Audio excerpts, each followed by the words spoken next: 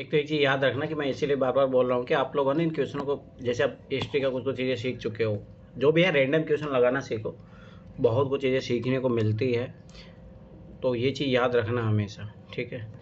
और जैसे जैसे 2024 का पेपर तो जरूर लेके साथ में बैठो, 2023 और 24 का पेपर, ये दोनों जरूर साथ में लेके बैठा करो। और ये देखा करो कि भाई क्वेश्चन का फॉर्मेट, जैसे 2024 में मान लो कि कोई योजना आई है, तो योजना 2011 से लेके 2023 तक जो है, उनमें किस तरीके से कौन से ऑप्शन गलत बना रहा था, वो कौन से सही बना रहा है, आप एक चीज़ पकड़ोगे, ठीक। फिर आओ वन वर्ड वाले में ए आंसर आ रहा है, कितनों में आ रहा है, क्यों आ रहा है, जो नया क्वेश्चन होता है किस टाइप का क्वेश्चन होता है जब ए आता है, किस टाइप का क्वेश्चन होता है जब डी आता है, ठीक है। वो चीज़ पकड़ने का प्रयास करो। ऐसे डिफरेंट डिफरेंट जो है सब क्वेश्चन उठाओ। हिस्ट्री के क्वेश्चन है तो भाई उनमें पहले किस तरीके का ऑप्शन बना रहा था, इस तरीके से करोगे तभी आपको बहुत ज़्यादा फ़ायदा मिलेगा, ये चीज़ याद रखना। चलो शुरू करते हैं अपन। यहाँ पे हिस्ट्री का क्वेश्चन कोई भी नहीं है, आगे बढ़ो। यहाँ पे भी कोई क्वेश्चन नहीं है, यहाँ पे भी नहीं है, आगे बढ़ो। यहाँ पे भी कोई नहीं है। यहाँ पे है 2 क्वेश्चन, आ जाओ। सबसे पहले इस क्वेश्चन में आओ, ध्यान से देखना।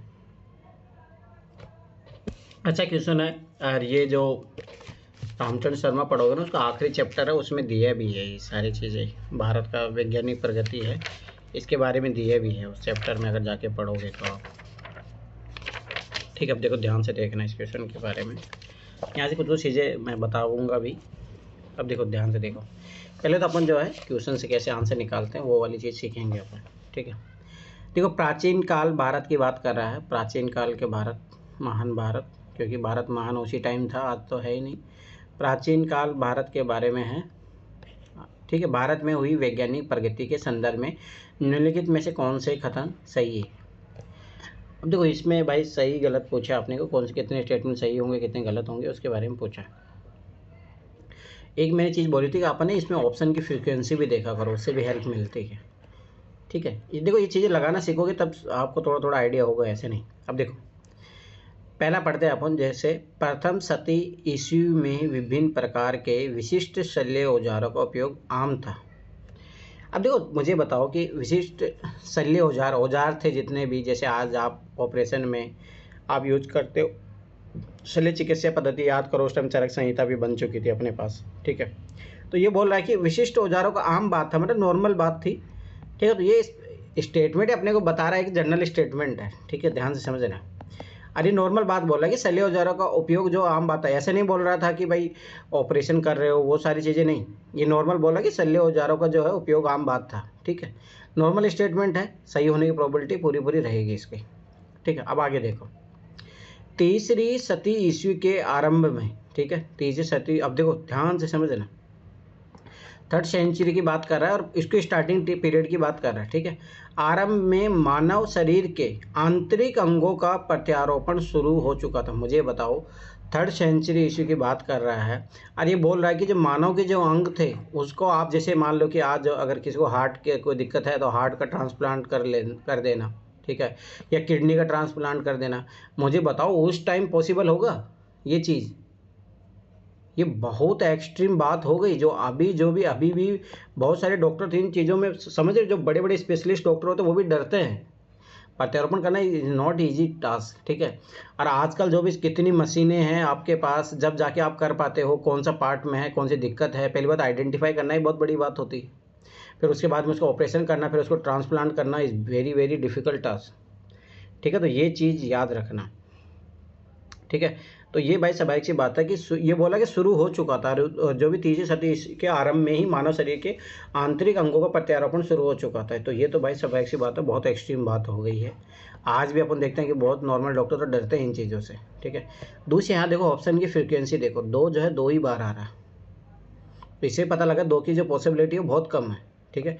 जैसे आप 2 को काटोगे ये आ गया, पहला तो सही है ही, आंसर अपना आ गया, ठीक है। अब यहाँ देखो 5वीं शती ईस्वी में कौन के जया का सिद्धांत ज्ञात था, ठीक है। अब देखो स्वाभाविक सी बात है, उस टाइम याद करो जीरो का आविष्कार हो चुका था, ये सारी चीज़ें हो चुकी, त्रिकोणमिति सिद्धांत थे, ठीक है। तो ये नॉर्मल बात है कि हाँ भारत साइंस के क्षेत्र में आगे था, मतलब मैथ वैथ के क्षेत्र में। 7वीं 7वीं ईस्वी में चक्रीय चतुर्भुज का सिद्धांत ज्ञात था। ठीक है, अभी देखो ये मैथ का जो है कोण का ये चक्र, जब इस तरह अपन आविष्कार कर लेते ये भी करेंगे। ठीक है, दूसरी बात इसमें ऑप्शन जो है मेजोरिटी वो वाली चीज़ जो है यहाँ पे देखने के लिए बना। देखो कुछ ऑप्शन मैं फिर बार बता रहा हूँ कि कुछ ऑप्शन जो है ना ऑप्शन की मेजोरिटी से सोल्व होते हैं। जब यहाँ पे देखो यहाँ पे कुछ मान लो अपने को एक्सट्रीम नहीं दिया है, फिर भी पकड़ सकते हो कि ये भाई ये बात तो आज के ज़माने में बहुत मुश्किल हुआ है, और वो 23वीं सदी की कैसे हो सकता पॉसिबल। ठीक है, दूसरी बात देखो ऑप्शन का यूपीएससी देखो यहाँ पे हेल्प किया है, चाहता तो वो क्यों नहीं दे सकता, 2 3 इसको क्यों नहीं बनाया बताओ, बना सकता था ना आराम से। तो ये चीज़ समझो कि यूपीएससी आपकी हेल्प करना चाह रहा है। अब यहाँ पे मैं कुछ चीज़ें बता देता हूँ आपको कि कैसे क्या क्या उस टाइम डेवलपमेंट हो चुका था, ये चीज़ याद रखना। अब देखो जो ये वाली जो चीज़ है चतुर्भुज का, जो चक्रीय चतुर्भुज का सिद्धांत याद रखना, ये दिया था ब्रह्मगुप्त ने दिया था, और उन्होंने एक सिद्धांत दिया था, उसमें से ये चक्रीय चतुर्भुज का सिद्धांत निकल के आता है। उन्होंने दिया था ब्रह्मा स्फुट सिद्धांत दिया था, उसमें से जो है चक्रीय चतुर्भुज का सिद्धांत निकल के आता है। ये चीज़ याद रखना, बस इतना से याद रखो। ठीक है, और कोई ज़्यादा उसमें याद करने की ज़रूरत नहीं है। ठीक, चरक संहिता याद रखना कि चरक संहिता याद करो, आज भी मेडिकल में काम आती है, समझ में आया। उस टाइम जो है पहली सदी में उसने ये काम कर दिया था। इसमें चरक संहिता में जो लिखा है जवार मतलब बुखार उखार के बारे में लिखा है, कुष्ठ रोग के बारे में लिखा है, ठीक है, मिर्गी के बारे में लिखा है, ठीक है, याद रखना, दमा के बारे में लिखा है, आदि है, इन बीमारियों के बारे में लिखा है चरक संहिता में। ठीक है, दूसरी बात याद रखना कि भारत का जो मैथ में है ना ज्ञान, याद रखना शून्य का ज्ञान हो चुका था भारत ने, याद करो। भारत तो इसीलिए तो महान बोला जाता है कि जीरो का आविष्कार भारत ने किया था। ट्रिग्नोमेट्री वाले जो है त्रिकोणमितीय सिद्धांत जो है भारत ने दिए थे। समीकरण, वर्गमूल, घनमूल याद करो, ये उस टाइम ही थे। पाई का मान सब भारतीय लोगों ने बता दिए थे, ये चीज़ याद रखना। दूसरी बात, खगोल विज्ञान में भी कुछ व्यक्ति थे जिनका नाम याद रखना, आगे ये क्वेश्चन पूछेगा, मतलब इसी PYQ में आएगा। तो खगोल विज्ञान में फेमस थे वराहमिहिर थे, ठीक है, ये चीज़ याद रखना। वराहमिहिर थे, ब्रह्मगुप्त थे, ये याद रखना। देखिए चक्रीय चतुर्भुज सिद्धांत भी दिया था इन्होंने। ब्रह्मगुप्त थे, भास्करदित्य, याद रखना, भास्करदित्य। अब ये पेज देखो क्वेश्चन पूछेगा इन्हीं ऑप्शनों को उठा के, ये चीज़ याद रखना। तो खगोल विज्ञान में याद रखना कि अपने को क्या पता लग जाता था, ग्रह की स्थिति, चंद्र ग्रहण, पूर्व ग्रहण, ये सब याद रखना, पहले पता लग जाते थे। सूर्य ग्रहण, ठीक है, और चंद्र ग्रहण। तो ये चीज़ें याद रखना कि अपने को उस टाइम ये चीज़ें पता थी। अब ये माइंड में रखना, बस हल्का हल्का माइंड में रहेगा इन्फॉर्मेशन, आप ये क्वेश्चन सोल्व कर लोगे आगे जब भी आएगा कभी। ठीक है, अब आगे देखो ये वाला क्वेश्चन बहुत अच्छा क्वेश्चन है। अब देखो कल भी मैंने जैनिज्म बौद्धिज्म का जब करवाया था और मैंने बोला भी था देखो ये UPSC का फेवरेट है, तो ये चीज़ याद रखना। अब यहाँ पे मैं कुछ चीज़ें बताऊँगा, वो चीज़ ऑब्जर्व करते चलो। देखो प्राचीन भारतीय इतिहास के संदर्भ में है, ठीक है, एंशिएंट हिस्ट्री का क्वेश्चन है। निम्नलिखित में से कौन सा जो है बौद्ध धर्म और जैन धर्म में समान रूप से विद्वान था। देखो अब ध्यान से समझो, क्वेश्चन की डिमांड स्पेसिफिक हो गई भाई, समान है तो एक ऑप्शन असमान वाला भी दे दिया होगा, ध्यान से समझना ये चीज़। अब यही चीज़ अपने को पकड़नी है, तो इसका मतलब है तीनों के तीनों आंसर कभी नहीं होगा। जब क्वेश्चन की डिमांड स्पेसिफिक हो गई है तो तीनों के तीनों आंसर कभी नहीं होगा। अब ऐसा होगा कि एक दो है अलग दे दिया होगा, दो जो होगे सेम दे दिया होगा। अब ये पूछ रहा है जैनिज्म में और बौद्धिज्म दोनों में सेम थी। अब मैंने क्या बोला था उस टाइम में कि जो जैनिज्म और बौद्धिज्म जो धर्म है वो किसका, जो हिंदू धर्म की बुराइयों का कारण जो है पनपता है, याद रखना ये चीज़। जो हिंदू धर्म की बुराइयाँ होगी तो दोनों देखो जो भी हिंदू धर्म में जो कमियाँ होगी दोनों बुराई करेंगे ना। अब आ जाओ वो पढ़ो, ये देखो ये लॉजिक रखोगे तो क्वेश्चन हो जाएगा सोल्व आराम से। देखो पहली बात, वेद प्रामाण्य के प्रति अनास्था, हाँ बस स्वाभाविक सी बात है। वेदों में सारे जो कर्मकांड है याद करो, ऋग्वेद में, यजुर्वेद में, अर्थवेद में तो बहुत ज़्यादा चमत्कारी ये चीज़ें लिखी है। यजुर्वेद में यज्ञ के बारे में लिखा है। तो ये जो नया धर्म बन रहा है ये तो विरोध करेगा ना। अगर इनको मानेगा तो स्वाभाविक बात है, फिर हिंदू धर्म को आप अलग धर्म कैसे बनाओगे। तो ये तो दोनों धर्म करेंगे, हाँ 100% करेंगे। जैसा ही आप दूसरे के बारे में जाने आंसर आपका मिल गया। देखो UPSC ऐसे हेल्प करता है, एक चीज़ पकड़ो आंसर आ गया। आगे देखो कर्म कांडों की फलता का निषेध, हाँ करेंगे जरूर, दोनों के दोनों ही करेंगे भाई। कर्म कांड की जैसे बकरी का बलि चढ़ाना, ठीक है, महिलाओं को जो है दोयम दर्जे का समझा जाना, ठीक है, कास्टिज्म कर्मकांड जो हो गए, मूर्ति पूजा हो गया, ठीक है, ब्राह्मणवाद को उसको प्राथमिकता देना, तो सब कर्मकांड है ना। तो उनका तो मना करेंगे ना ये बौद्धिज्म जैनिज्म दोनों, क्योंकि ये हिंदू धर्म के खिलाफ उभर के आ रहे हैं। तो ये चीज़ भी होगी, ठीक।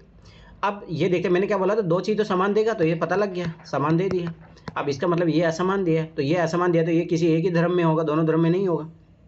अब अपन पढ़ते ध्यान से समझना। तप भाई तप और भोग की अति का परिहार करना। परिहार करने का मतलब होता है कि भाई नहीं, ये ज़्यादा नहीं करना अपने को, तब भी ज़्यादा नहीं करना, भोग भी ज़्यादा नहीं करना है। तो मतलब मध्यम मार्ग। और मध्यम मार्ग अपने को पता है किसका सिद्धांत है, बौद्धिज्म का है। बस ये चीज़ याद रखना।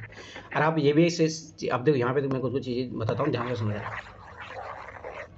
अब देखो एक तो चीज़ ये पता होनी चाहिए, जैनिज्म धर्म है ना बहुत पुराना है, ये चीज़ याद रखना। जैन धर्म याद रखना कि जब हिंदू धर्म से मतलब बहुत पुराना है ये, ठीक है। याद रखना कि जो बुद्धिज्म है उससे भी पुराना है जैन धर्म, ठीक है। क्योंकि जैन धर्म के जो प्रथम संस्थापक थे ऋषभ देव थे, और ऋषभ देव का उल्लेख मिलता है पुराणों में भी, मैं खुद भी पढ़ा हूँ इनके बारे में। तो ये चीज़ याद रखना, जैन धर्म बहुत पुराना है। पहली बात तो ये चीज़ याद रखना, बौद्ध धर्म से प्राचीन है, ठीक है। पर ऐसा नहीं कि हिंदू धर्म से प्राचीन है, नो, हिंदू धर्म सबसे प्राचीन है, उसके बाद में जैन धर्म आएगा, फिर बौद्धिज्म आएगा। पहली बात तो ये चीज़ याद रखना चाहिए, ठीक। दूसरी बात एक चीज़ याद रखना, जैन धर्म क्या होता है, यह आत्मा को मानता है, ठीक है। बौद्धिज्म आत्मा को नहीं मानता है, ये चीज़ याद रखना, ठीक है। तो आत्मा को मानता तो ये बोलता है कि हर चीज़ में आत्मा होती है, कण कण में आत्मा होती है, जैसे हिंदू धर्म में बोला जाता है। अब ये क्या करते हैं, ध्यान से देखना, जैन मुनि क्या करते हैं, जैन मुनियों की मैं बता रहा हूँ। पहली बात, ये शाम के बाद में खाना नहीं खाते हैं। आप समझ में आया, ये तो क्या हो गया, तप, बहुत ज़्यादा तपस्या करते हैं। देखना मोस्टली ये जो पैरों में चप्पल भी नहीं पहनते हैं, ठीक है। और जो मुंह पे है ना हमेशा वो लगा के रखते हैं सफ़ेद कपड़ा, ठीक है। और याद करो जैनिज्म में भी दो प्रकार के होते हैं, श्वेतांबर और दिगंबर। ध्यान से समझना एक एक चीज़, श्वेतांबर होते हैं, एक दिगंबर होते हैं। श्वेतांबर का मतलब जो सफ़ेद वस्त्र धारण करके रहते हैं, दिगंबर मतलब जो आकाश को ही अपना वस्त्र मानते हैं, मतलब नग्न रहते हैं। अब सोचो ये तो कठोर चीज़ें हो गई ना, ठीक है। और दूसरी बात, ये चीज़ें जो है शाम के बाद खाना नहीं खाएंगे, ताज़ा फल होते वही खाते हैं, वो नहीं खाते फिर उसके अलावा। तो ये तो क्या कर रहे हैं भाई, भोग, तप, बहुत ज़्यादा तपस्या कर रहे हैं। और भोग तो बिल्कुल भी नहीं, ख़त्म। कपड़े जब छोड़ दिए तो भोग कहाँ पे रहा। तो ये तो स्वाभाविक सी बात है। पर बौद्धिज्म में क्या होता है, बौद्धिज्म का भी देखना, वो आराम से कपड़े पहनते, सब कुछ होता है, ठीक है। मंदिरों में रहते हैं मोस्टली, ठीक है। देखो तप, जैसे बुद्धिज्म मतलब बुद्धा ने क्या बोला, महात्मा बुद्ध ने क्या बोला कि भाई ज़्यादा आप तप करोगे उसका भी कोई फ़ायदा नहीं, ठीक है।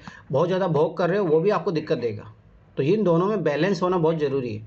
इसीलिए अपन जो आईआर में जो है बुद्धिज्म पॉलिसी को क्यों फॉलो करते हैं, क्योंकि मिडिल पाथ की बात करता है, इसीलिए अपन जो बौद्धिज्म को प्रमोट करते हैं। ये चीज़ याद रखना, ठीक है। तो ये चीज़ें बेसिक याद रखना, ये आगे जाके भी काम आएगा ये सारी चीज़ें, ठीक। दूसरी एक चीज़ याद रखना, जो दोनों के दोनों धर्म होते हैं, बौद्ध धर्म और जैन धर्म, याद रखने नास्तिक धर्म है। अब मैंने कल भी बताया था ये चीज़, क्योंकि ये आस्था वास्ता जैसे विषय होते हैं जो हिंदू धर्म में होते हैं, वैसी चीज़ों पे बिलीव नहीं करते हैं, ये चीज़ याद रखना, ठीक है। दूसरी बात, जैनिज्म में याद रखना त्रिरत्न का कॉन्सेप्ट होता है, ठीक है। पर बौद्धिज्म में याद रखना अष्टांगिक मार्ग होता है, ठीक है। तो ये चीज़ें याद रखना, ये चीज़ें पता होनी चाहिए आपको, बेसिक, ठीक। दूसरी बात याद रखना कि दोनों के जो दोनों होते हैं, कर्मवाद, कर्म का भी बात मानते हैं, दोनों के दोनों धर्म मानते हैं, कर्मवाद एवं पुनर्जन्म पे दोनों के दोनों विश्वास करते हैं, ये चीज़ याद रखना।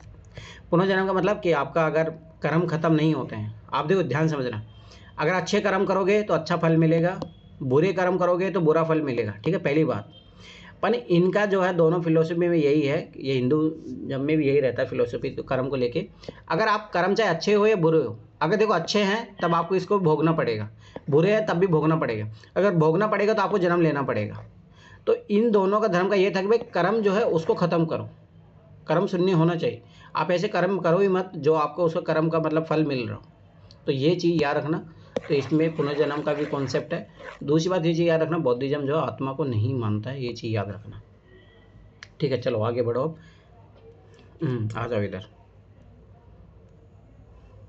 अब जो सिंगल लाइन वाले क्वेश्चन होते हैं उसको किस तरीके से सोल्व करते हैं, अपन बहुत बात सीख भी चुके हैं इनके बारे में, ठीक है। ध्यान से देखना, नागर, ठीक है, द्राविड़, देखो अपने को पता द्रविड़ किसकी बात करता है, दक्षिण भारत की बात करता है, ठीक है। पहली बात तो अपने को ये चीज़ पकड़नी है इसमें, और बेसर है। अब पता नहीं अपने को क्या है, मान लो एग्जाम में वो कुछ भी पूछ सकता है, ठीक है।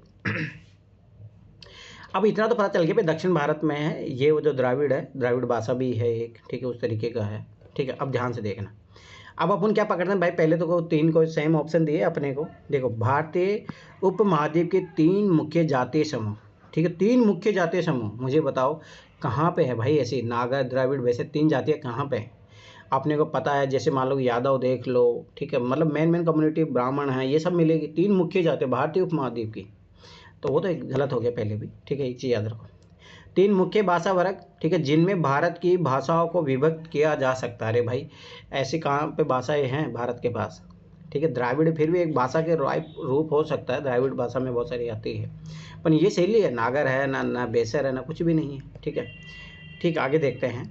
भारतीय मंदिर वास्तु की 3 मुख्य शैली। अब देखो ध्यान से समझना, 3 मुख्य जातीय समूह, 3 मुख्य शैलियाँ भारतीय, तो ये दोनों, इन दोनों में से आंसर होगा, ठीक है। पहली बात ये चीज़ याद रखना। 3 मुख्य संगीत घराने, भारत में प्रचलित 3 मुख्य संगीत घराने का थोड़ा बहुत ही पता होगा, तो उनके बारे में आप मोस्टली जानते हो, ठीक है। दूसरी बात एक चीज़ याद रखना, देखो भारतीय है यहाँ पे, भारतीय बस, और कहीं पे नहीं है, इन दोनों में से आंसर होगा। भारतीय मंदिर वास्तु की 3 मुख्य शैलियाँ। अब एक चीज़ याद रखना, आर्ट एंड कल्चर का टॉपिक बनता है, और आर्ट एंड कल्चर में अपन पढ़ते ही हैं, ये मंदिर आर्ट ये सब पढ़ते हैं, ठीक है। थोड़ा बात भी अब पता हो, ऐसे तो फिर पता भी होगा इन बारों में, ठीक है भाई, नागा द्रविड़ है। तो देखो भारतीय मंदिर वास्तु की 3 मुख्य जो है शैलियाँ है, तो हाँ ये बात सही है, द्राविड़ हो गया। द्राविड़ में याद करो कि, अब देखो एक तो ये तरीका था भाई, 2 ऑप्शन सेम दिख रहे हैं, इनमें से करोगे तो डायरेक्ट आंसर आप पहुंच जाओगे। 3 मुख्य जातियाँ अपने को पता है भाई, ये मुख्य जातियाँ तो नहीं है, वस्तु शैली, भारतीय मंदिर की वस्तु 3 मुख्य शैली है, ठीक है। अब देखो ध्यान से देखना, इनके बारे में सीखो। पहली बात एक चीज़ याद रखना, देखो नागर आपको जो पाई जाएगी ये उत्तर भारत में पाई जाती है, ठीक है, ये उत्तर भारत में पाई जाएगी आपको, ठीक है। ये आपकी जो है जैसे अगर इनकी कोई विशेषता देखोगे आप, तो ये जो मोस्टली उत्तर भारत में पाई जाती है, कलिंग जो है उड़ीसा में जो है जगन्नाथ मंदिर बना है, वो सब उसी में शैली में बना है, ठीक है, ये चीज़ याद रखना। लाट जो गुजरात में जो है, लाट जो परंपरा में जो मंदिर बने हैं गुजरात में, याद रखना वो भी नागर शैली में ही है। ये अभी जो याद रखना कि जो अभी जो ये मंदिर बना है, कौन सा राम मंदिर बना है, वो भी याद रखना कि इसी का ही रूप है, नागर शैली का ही रूप है, वो चीज़ याद रखना, ठीक है। दूसरी बात इसमें क्या होता है कि देखो ध्यान से देखना, नागर और द्रविड़ शैली में इसमें देखो ऐसे होता है, वर्गाकार होता है, ठीक है, और जो शीट से इस तरीके से रहता है, फिर यहाँ पे कलश रहता है। पर द्राविड़ मंदिरों में क्या होता है कि ये थोड़ा ऐसा आयताकार होता है, इसमें वर्ग वाला होता है। दूसरी बात ये जो पिरामिडना होता है, ठीक है। अब यहाँ पे जैसे कलश होता है, यहाँ पे अलग होता है वो चीज़, ठीक है। दूसरी बात ये चीज़ याद रखना। दूसरी बात ये जो द्राविड़ जो मंदिर होते हैं उसमें है ना, गोपुरम बोलते हैं प्रवेश द्वार को, ये बहुत बड़े बड़े होते हैं, मंदिर से भी बड़े होते हैं, याद रखना प्रवेश द्वार। नागर में शैली में ऐसी कोई खास विशेषता नहीं होती, ठीक है, तो ये चीज़ याद रखना। दूसरी बात है नागर शैली जो हिमालय जो है पर्वत, उधर जो हिमाचल प्रदेश, वहाँ पे भी इस टाइप के मंदिर पाए जाएंगे आपको, ठीक है।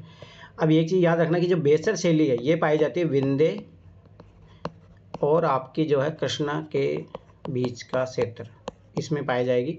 ये होयसल वंश द्वारा जो है प्रतिपादित है, मतलब उन्होंने डिजाइन किया था इसको। और याद रखना कि ये अर्धगोलाकार होती है, अर्धगोलाकार, ये भी याद रखना, ठीक है। ये वर्गाकार होती है, ये वाला ये वर्गाकार, ये जो है आयताकार होती है, ठीक है। इतना तो नहीं पूछेगा वो, ठीक है, वर्गाकार होती है, ये वाला गुम्बद पिरामिडनुमा मैंने बताया था इसके बारे में, ठीक है, बस इतना याद रखो, और वो ज़्यादा ज़रूरत नहीं है।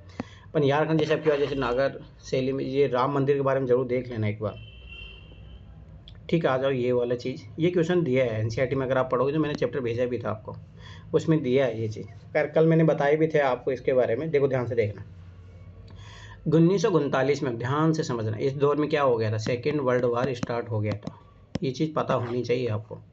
कांग्रेस मंत्रिमंडल ने 7 प्रांतों में त्यागपत्र दे दिया था। अब देखो एक चीज़ समझो, ध्यान समझना, 1935 में क्या हुआ था, याद करो कि प्रांतों को जो है बिल्कुल छूट दे दिया था पूरा, वहाँ पे द्वैध शासन खत्म कर दिया था। उसके बिहाफ में चुनाव होते हैं 1937 में, ध्यान से समझना ये चीज़, ठीक है। 1937 में चुनाव होते हैं, 7 राज्यों में जो है कांग्रेस जो है चुन के आती है, 9 में से 7 राज्यों में कांग्रेस चुन के आती है, याद रखना। बहुमत से 2 में जो है मतलब सहयोग से सरकार बना लेती है। अभी बोला है कांग्रेस मंत्रिमंडल ने 7 प्रांत में त्यागपत्र दे दिया था, क्योंकि अब स्वाभाविक सी बात है, कोई चीज़ को सरकार अगर त्यागपत्र दे रही है तो कोई बहुत बड़ी घटना हुई होगी तभी तो देगा ना, कोई छोटा मोटा काम हुआ तो तब तो नहीं देगा। तो स्वाभाविक सी बात है कि ये चीज़ समझो कि भाई कोई चीज़ बड़ा एक्शन हो रहा है, तो जैसे अभी मणिपुर में मान लो सीएम ने त्यागपत्र दिया, तो वहाँ पे भाई स्वाभाविक बात है विद्रोह जो है रुक ही नहीं रहा था, शांति हो ही नहीं रही थी, तभी तो त्यागपत्र दिया है ना उन्होंने। तो यही वही सेम चीज़ है, कांग्रेस मंत्रिमंडल ने सातों प्रांतों में त्यागपत्र दे दिया था। अब जैसे मणिपुर में हिंसा हो रही थी इसी कारण से हुआ, तो ऐसा कुछ हो रहा होगा ना। अब देखते हैं इनमें से कांग्रेस अन्य 4 प्रांतों में मंत्रिमंडल ही नहीं बना पाई थी। अरे क्या बात कर रहे हो ये कोई लॉजिक होगा? जैसे इस चीज़ को समझो, जैसे आज बीजेपी है, जैसे अभी दिल्ली में मान लो इनकी सरकार बन गई, ठीक है, और अभी ये महाराष्ट्र में भी सरकार बना ली, पर झारखंड में नहीं बना पाए थे, याद आया? आप सोचो कि झारखंड में नहीं बना पाए तो बीजेपी बोलेगी हम दिल्ली में से और महाराष्ट्र में से भी सरकार छोड़ रहे हैं, ऐसा होगा क्या? ये खुद ही लॉजिकली सोचो, फालतू की बात बोल रहा है, ये चीज़ याद रखना, ठीक है। दूसरी बात, एक और चीज़ इस यहाँ पे एक और चीज़ ट्रिक है, वो भी सीखो। ये तो देखो लॉजिक तो हो ही गया। दूसरी बात, 4 प्रांत है, ठीक है, 7 प्रांतों में त्याग दे रहा है। 4 प्रांतों में मैंने कितने बताया, 9 में से 7 में बहुमत में रहती है, 2 में जो है मतलब मिलजुल के सरकार बना लेती है। 4 प्रांतों में ही क्यों? ये तो डाटा है तो हमेशा याद रखना गलत। दूसरी बात, नोट लगा रहा है, नोट गलत स्टेटमेंट बनाने का प्रयास कर रहा है, तो वो चीज़ भी याद रखना। आगे देखो, कांग्रेस में वाम पक्ष के उद्देश्य से मंत्रिमंडल का कार्य कर सकना असंभव हो गया था। क्या बात कर रहे हैं? मुझे बताओ, जैसे अभी दिल्ली में देखना कि यहाँ पे जो है केजरीवाल की पार्टी की 22 सीटें आई हैं और इनके लगभग जो है जितनी 45 या 47 के समथिंग आई है, जो भी है, ठीक है। अब ये चीज़ समझो कि ये विद्रोह तो करेंगे भाई, स्वाभाविक सी बात है। अब मुझे बताओ, क्या इसके कारण जो है कि इनको कार्य करना असंभव हो जाएगा? ऐसा हो सकता है कि भाई वो जिनको जो काम करना होगा वो करेंगे, ठीक है, थोड़ा बहुत चीज़ें सदन को चलाने में थोड़ा बहुत दिक्कत होती है, पर ये बोला असंभव हो गया था। मतलब खुद ही सोचा आप लॉजिकली, ये तो बहुत फालतू की बात बोल रहा है ना भाई। ठीक है, थोड़ी बहुत चुनौतियाँ आती है, पर इसका मतलब ये नहीं असंभव हो गया तो मतलब इम्पॉसिबल है, बहुत एक्सट्रीम स्टेटमेंट हो गया, तो ये भी गलत हो गया। उनके प्रांतों में बहुत अधिक, अब मैंने कितनी बार बोला ये एक्सट्रीम स्टेटमेंट है, सांप्रदायिक अशांति थी भाई उनके सभी प्रांतों में होगी। चलो ठीक है, जैसे अब मुझे बताओ, जैसे बीजेपी की सरकार थी मणिपुर में, वहाँ पे चलो हिंसा हो रही थी, तो वहाँ त्यागपत्र देगी ना, सातों की सातों जगह क्यों देगी? सोचो, बहुत अधिक क्या होता है, ये तो इलॉजिकल है, ठीक है। ये चीज़ यार हम तीनों स्टेटमेंट है, गलत है। अब मैं बताता हूँ क्यों दिया था। अब देखो, सबाई से बता, सातों प्रांतों में दे रहे हैं तो कोई बहुत बड़ी घटना हुई होगी। तो बहुत बड़ी घटना हुई थी, सेकेंड वर्ल्ड वार हो रहा था और अंग्रेज जो है भारत का सपोर्ट चाह रहे थे, बिना सपोर्ट लिए उन्होंने जो है युद्ध में पार्टिसिपेट कर दिया था और बोल दिया था कि भारत भी जो है इस युद्ध में पार्टिसिपेट कर रहा है। तो गांधी बोलते हैं कि इनको, जितने भी जो कांग्रेस के जो होते हैं मुख्यमंत्री भाई, उनको सब सत्ता छोड़ो, अब विरोध करने का टाइम आ गया। ये तो भाई स्वाभाविक सी बात है, अपने से बिना अनुमति लिए अपने को युद्ध में झेल रहे हैं, लोग भूखे मर रहे हैं, ठीक है। तो ये चीज़ याद रखना, तो ये बहुत बड़ा कारण होगा। तो ये कारण है जो उसके कारण जो है छोड़ा गया था। याद रखना कि उस टाइम जो वाइसराय था, वो याद रखना लॉर्ड लिनिथगो, ठीक है। ये चीज़ याद रखना। अगस्त प्रस्ताव भी यही लाता है। तो इसने क्या किया था, बिना भारतीय नेताओं से परामर्श किए ही, मतलब विचार विमर्श किया नहीं था, और सेकेंड वर्ल्ड वार में अपने आप को शामिल कर दिया था भारत को। तो ये चीज़ याद रखना, इसीलिए इसका आंसर ये है, ना कि और कोई, ठीक है। चलो आगे बढ़ो। आ जाओ, ये क्वेश्चन ध्यान से देखना, बहुत अच्छा क्वेश्चन है और यही क्वेश्चन आपको 2015 में मिलेगा, ये वाला ही सेम, मतलब इसी टाइप का क्वेश्चन है, ध्यान से देखना। अब देखो इस क्वेश्चन में कैसे ट्रिक लगती है, ध्यान से देखना। भारतीय स्वतंत्रता आंदोलन के बारे में बात है, पहली बात, ठीक है। भारतीय स्वतंत्रता आंदोलन के समय की बात है, राष्ट्रीय लेवल पे सामाजिक सम्मेलन का गठन किया गया था। इसे गठन के लिए उत्तरदायी कारण क्या था, ठीक है, रीजन पूछ रहा है। अब मुझे बताओ, राष्ट्रीय लेवल पे होगा तो पूरा इंडिया का चलेगा, ये चीज़ हमेशा याद रखना, इस ट्रिक से बहुत सारे क्वेश्चन सोल्व होते हैं, तो ये चीज़ याद रखना, राष्ट्रीय लेवल पे होगा। तो ये क्या बोला, देखो पहला ही ऑप्शन गलत। बंगाल क्षेत्र के, भाई बंगाल क्या भारत था क्या? भारत पूरा इंडिया, बंगाल नहीं। बंगाल क्षेत्र के विभिन्न सामाजिक सुधार ग्रुप किसी एक मंच पर एकत्रित होकर व्यापक हित में, ये देखो एक्सट्रीम वर्ड, में मांग पत्र सरकार के समक्ष प्रस्तुत करना चाहते थे। अब मुझे बताओ, पहली बात तो ये बताओ, बंगाल क्षेत्र का तो ये तो गलत हो गया ना, तो क्वेश्चन से कॉन्ट्राडिक्शन जो हो जाता हो तो ऐसे कट जाता है। भाई भारत की बात चल रही है, पूरे भारत में होगा, ये चीज़ याद रखना। फिर दूसरे बोला कि विभिन्न सामाजिक सुधार ग्रुप किसी एक संगठन में एकत्रित, मुझे बताओ कभी भी एक चीज़ याद रख लेना, ये खासियत है, समाज के विभिन्न विचारधाराओं के अलग अलग संगठन है, वो कभी एक साथ नहीं आएंगे, ये चीज़ हमेशा याद रख लेना। तो उस तरीके से लॉजिक काटोगे उस तरीके से गलत है, ठीक है। अब यहाँ पे पढ़ो, भयराम जी मालाबारी और एमजी रनाडे ने यह निश्चय किया कि देश के समस्त सामाजिक सुधार ग्रुपों को एक संगठन के अंतर्गत लाया जाए। How it is possible?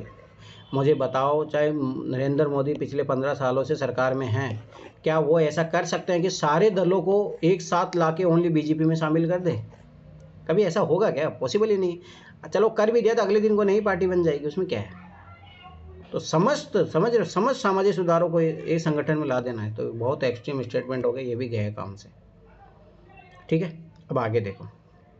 तो फिर बी में से कोई विकल्प सही नहीं है। अभी देखते हैं, अब ये वाला देखो, बी ऑप्शन क्यों सही है, ध्यान से देखो। पहली बात तो भारतीय राष्ट्रीय कांग्रेस, हाँ तो राष्ट्रीय लेवल पे है। भारतीय राष्ट्रीय कांग्रेस ने अपने कार्यक्रम में सामाजिक सुधारों को नहीं रखना चाहती थी। सामाजिक सुधार, हाँ ये सामाजिक सम्मेलन है, उसी से बात है, नहीं रखना चाहती थी, इसलिए प्रस्तुत उद्देश्य के लिए उसने अलग से संगठन बनाने का सुझाव दिया। ये बात सही है भाई, जो इंडियन नेशनल कांग्रेस थी वो राजनीतिक सुधारों को लेकर मांग कर रही थी ना, तो उसका मेन फोकस था राजनीतिक, भाई भारत को आज़ादी दिलाना, ये सब था। अब भाई सामाजिक सुधार करना तो आप अलग से एक अलग ब्रांच बना लो, उसमें करो आराम से, क्या दिक्कत है? तो ये चीज़ याद रखना, ये सही है और ये अपने क्वेश्चन की जो डिमांड है उससे एकदम मैच भी कर रहा है। दूसरी बात उद्देश्य भी था, तो वो सही रहता है। अब इसके बारे में देख लो, राष्ट्रीय ये जो सामाजिक सम्मेलन है, याद रखना कि जो है स्थापना जो इसकी होती है वो महादेव गोविंद रनाडे उनके द्वारा होती है। बस इतना पता रखना, बस और कुछ ही नहीं। महादेव गोविंद रनाडे के द्वारा होती है प्लस आर रघुनाथ राव, ठीक है, इन दोनों के द्वारा होती है, बस और कुछ ही नहीं। यही चीज़ याद रखना। तो ये इस तरह से यही ऑप्शन ऐसे भी कट जाएगा। थोड़ा बहुत इन्फॉर्मेशन रखो, बस ये चीज़ याद रखना। ठीक है, अब आ जाओ इधर, ये बहुत अच्छा क्वेश्चन है, ध्यान से देखना। निम्नलिखित में से किन दलों की स्थापना डॉक्टर भीमराव अंबेडकर ने की थी? अब देखो ये एक चीज़ याद रखना। अब देखो सारे के सारे आंसर आने की प्रोबेबिलिटी बहुत कम रहेगी ऐसे इस टाइप के क्वेश्चनों में, बस सब कुछ शैली जो है ठीक है, फिर भी पकड़ेंगे अपन यहाँ पे कुछ चीज़, ध्यान से देखना। अब देखो पीजेंट, बस यही पकड़ना था। मुझे बताओ भाई, अंबेडकर थे, अंबेडकर किससे जुड़े हुए थे? पहली बात तो भाई SC ST है, उनके जो अधिकारों की मांग, शेड्यूल कास्ट फेडरेशन, इस टाइप से चीज़ें जुड़ी होगी। तो भाई पहली बात तो ये पेजेंट से मतलब किसान भाई, पहली बात तो ये चीज़ याद रखना, अंबेडकर के जो पिताजी थे वो भी ब्रिटिश सेना में थे, हवलदार कुछ थे। तो भाई सबाइक से पहले बम्बई में रहते थे, कोई खेती से इनका कोई संबंध नहीं था। याद रखना कि वही नेता जो है मांग उठाएगा, याद रखना ये चीज़ हमेशा, जो उससे जुड़ा हो, ज़मीनी तौर पे जुड़ा हो, वही उसका प्रमुख नेता बनेगा। जैसे सहजानंद सरस्वती थे, उन्होंने जो है अखिल भारतीय किसान संघ वो बनाया, तो क्यों बनाया भाई? वो पहले से थे और खेती करते थे, बहुत बड़े वो थे, जमींदार टाइप से थे वो, ठीक है। तो स्वाभाविक सी बात है। तो ये कहाँ पे, बस जैसे ही आप इसको काटोगे आपका आंसर आ गया है, ये चीज़ याद रखना। अब देखो दूसरी बात, all India schedule caste federation, हाँ भाई ये तो शेड्यूल कास्ट की तो मांग कर ही रहे थे, इनके कल्याण के लिए तो इन्होंने पूरा जीवन समर्पित कर दिया। जैसे दूसरा सोचोगे, ठीक है, दूसरा तो आएगा ही। इंडिपेंडेंट लेबर पार्टी, अब देखो एक चीज़ याद रखना, ये लेबर पार्टी है क्यों है, मतलब इसका अगर आपको जानना हो तो याद रखना कि ये इंग्लैंड भी जाता है। और मैंने कितनी बार बोला है, इंग्लैंड में जो लेबर पार्टी थी वो भारतीयों को सहयोग करती थी, मतलब लेबर पार्टी सपोर्ट में थी भारत के। तो समझ बात है, वहाँ पे जो मजदूरों के थोड़ा राइट्स को लेके अवेयर होते हैं वहाँ पे, ठीक है। याद करो गांधी जब जाता है लेबर पार्टी, वहाँ पे मिलते हैं लेबरों से भी, तो वही सेम चीज़ ये तो वहाँ रहा भी था, ठीक है। तो स्वाभाविक की बात है कि उससे प्रभावित हो गई, इन्होंने जो है लेबर पार्टी जो है, याद रखना, उसके लिए स्थापना की थी 1935 में, ये चीज़ याद रखना। अब इनके बारे में कुछ इन्फॉर्मेशन बता देता हूँ, ठीक है, ध्यान से देखना, ये आगे काम आएगा। 2019 में सेम क्वेश्चन आया है, अगर इस क्वेश्चन को अच्छे से काम कर ले तो आपका हो जाता, ठीक है। ये देखो पहली बात याद रखना, इंडिपेंडेंट लेबर पार्टी जो 1935 में बनी थी, ये जो है 1942 में बनी थी, ये चीज़ याद रखना, जो अम्बेडकर ने बनाई थी, ठीक। अब देखो ये peasant and workers party of India, याद रखना, ये बनी थी 1948 में। पहली बात तो ये चीज़ याद रखना, बनाई किसने थी? ये जो इसमें जो महत्वपूर्ण भूमिका रहती है नाना पाटिल और CD देशमुख की रहती है, नाना पाटिल की रहती है और CD देशमुख की रहती है। दूसरी बात ये चीज़ याद रखना कि जो प्रथम अध्यक्ष थे वो थे जयंत प्रभाकर।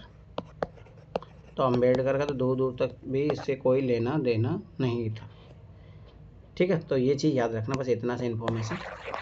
और इनका ये भी याद रखना कब बनी थी, थोड़ा बहुत UPSC का भी क्वेश्चन पूछ सकता है।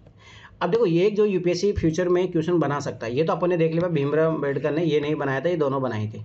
अब इनके अलावा भी मैं बता देता हूँ जो भीमराव अम्बेडकर ने बनाई है, ये लिख लो आप, नोट डाउन कर लो। ठीक है, पहली चीज़ है इन्होंने बनाई थी बहिष्कृत हितकारिणी सभा, याद रखना ये चीज़, हितकारिणी सभा, ये बनाई थी मुंबई में, ठीक है, 1924 में, ठीक है, ये चीज़ याद रखना। फिर इसके बाद में बनाई थी इन्होंने मतलब एक पत्रिका भी इसी के नाम से, यहीं से अगर वो मूवी देखना भीमराव अम्बेडकर वाली, मैंने मूवी आपको भेजा भी है, इसी में वो पत्रिका भी निकालते इसी नाम से, बहिष्कृत भारत पत्रिका, याद रखना है, इसी नाम से वो एक पत्रिका भी निकालते हैं 1927 में, याद रखना। उसकी लैंग्वेज होती है मराठी, ठीक है। फिर याद रखना उन्होंने एक समाज समता संघ, उसकी भी स्थापना की थी उन्होंने, याद रखना ये चीज़। क्यों? समझ बात है, क्या चाह रहे थे, समानता लाना चाह रहे थे ना, क्योंकि क्या था, वर्णाश्रम सिस्टम था, जातिवाद था, उसके कारण क्या हो रहा था, भेदभाव हो रहा था। क्या चाह रहे हैं, समता, सब समान है, ठीक है। फिर अगला बनाया इन्होंने द ऑल इंडिया, याद रखना यही 2019 में क्वेश्चन आया है, द ऑल इंडिया डिप्रेस, जो दबाया गया है हजारों सालों से, डिप्रेस्ड क्लास फेडरेशन, तो ये चीज़ याद रखना। अब ये चीज़ याद रहेगी, 2019 वाला क्वेश्चन सोल्व कर लोगे आप लोग। चलो ठीक है, तो ये चीज़ याद रखना, आगे बढ़ो।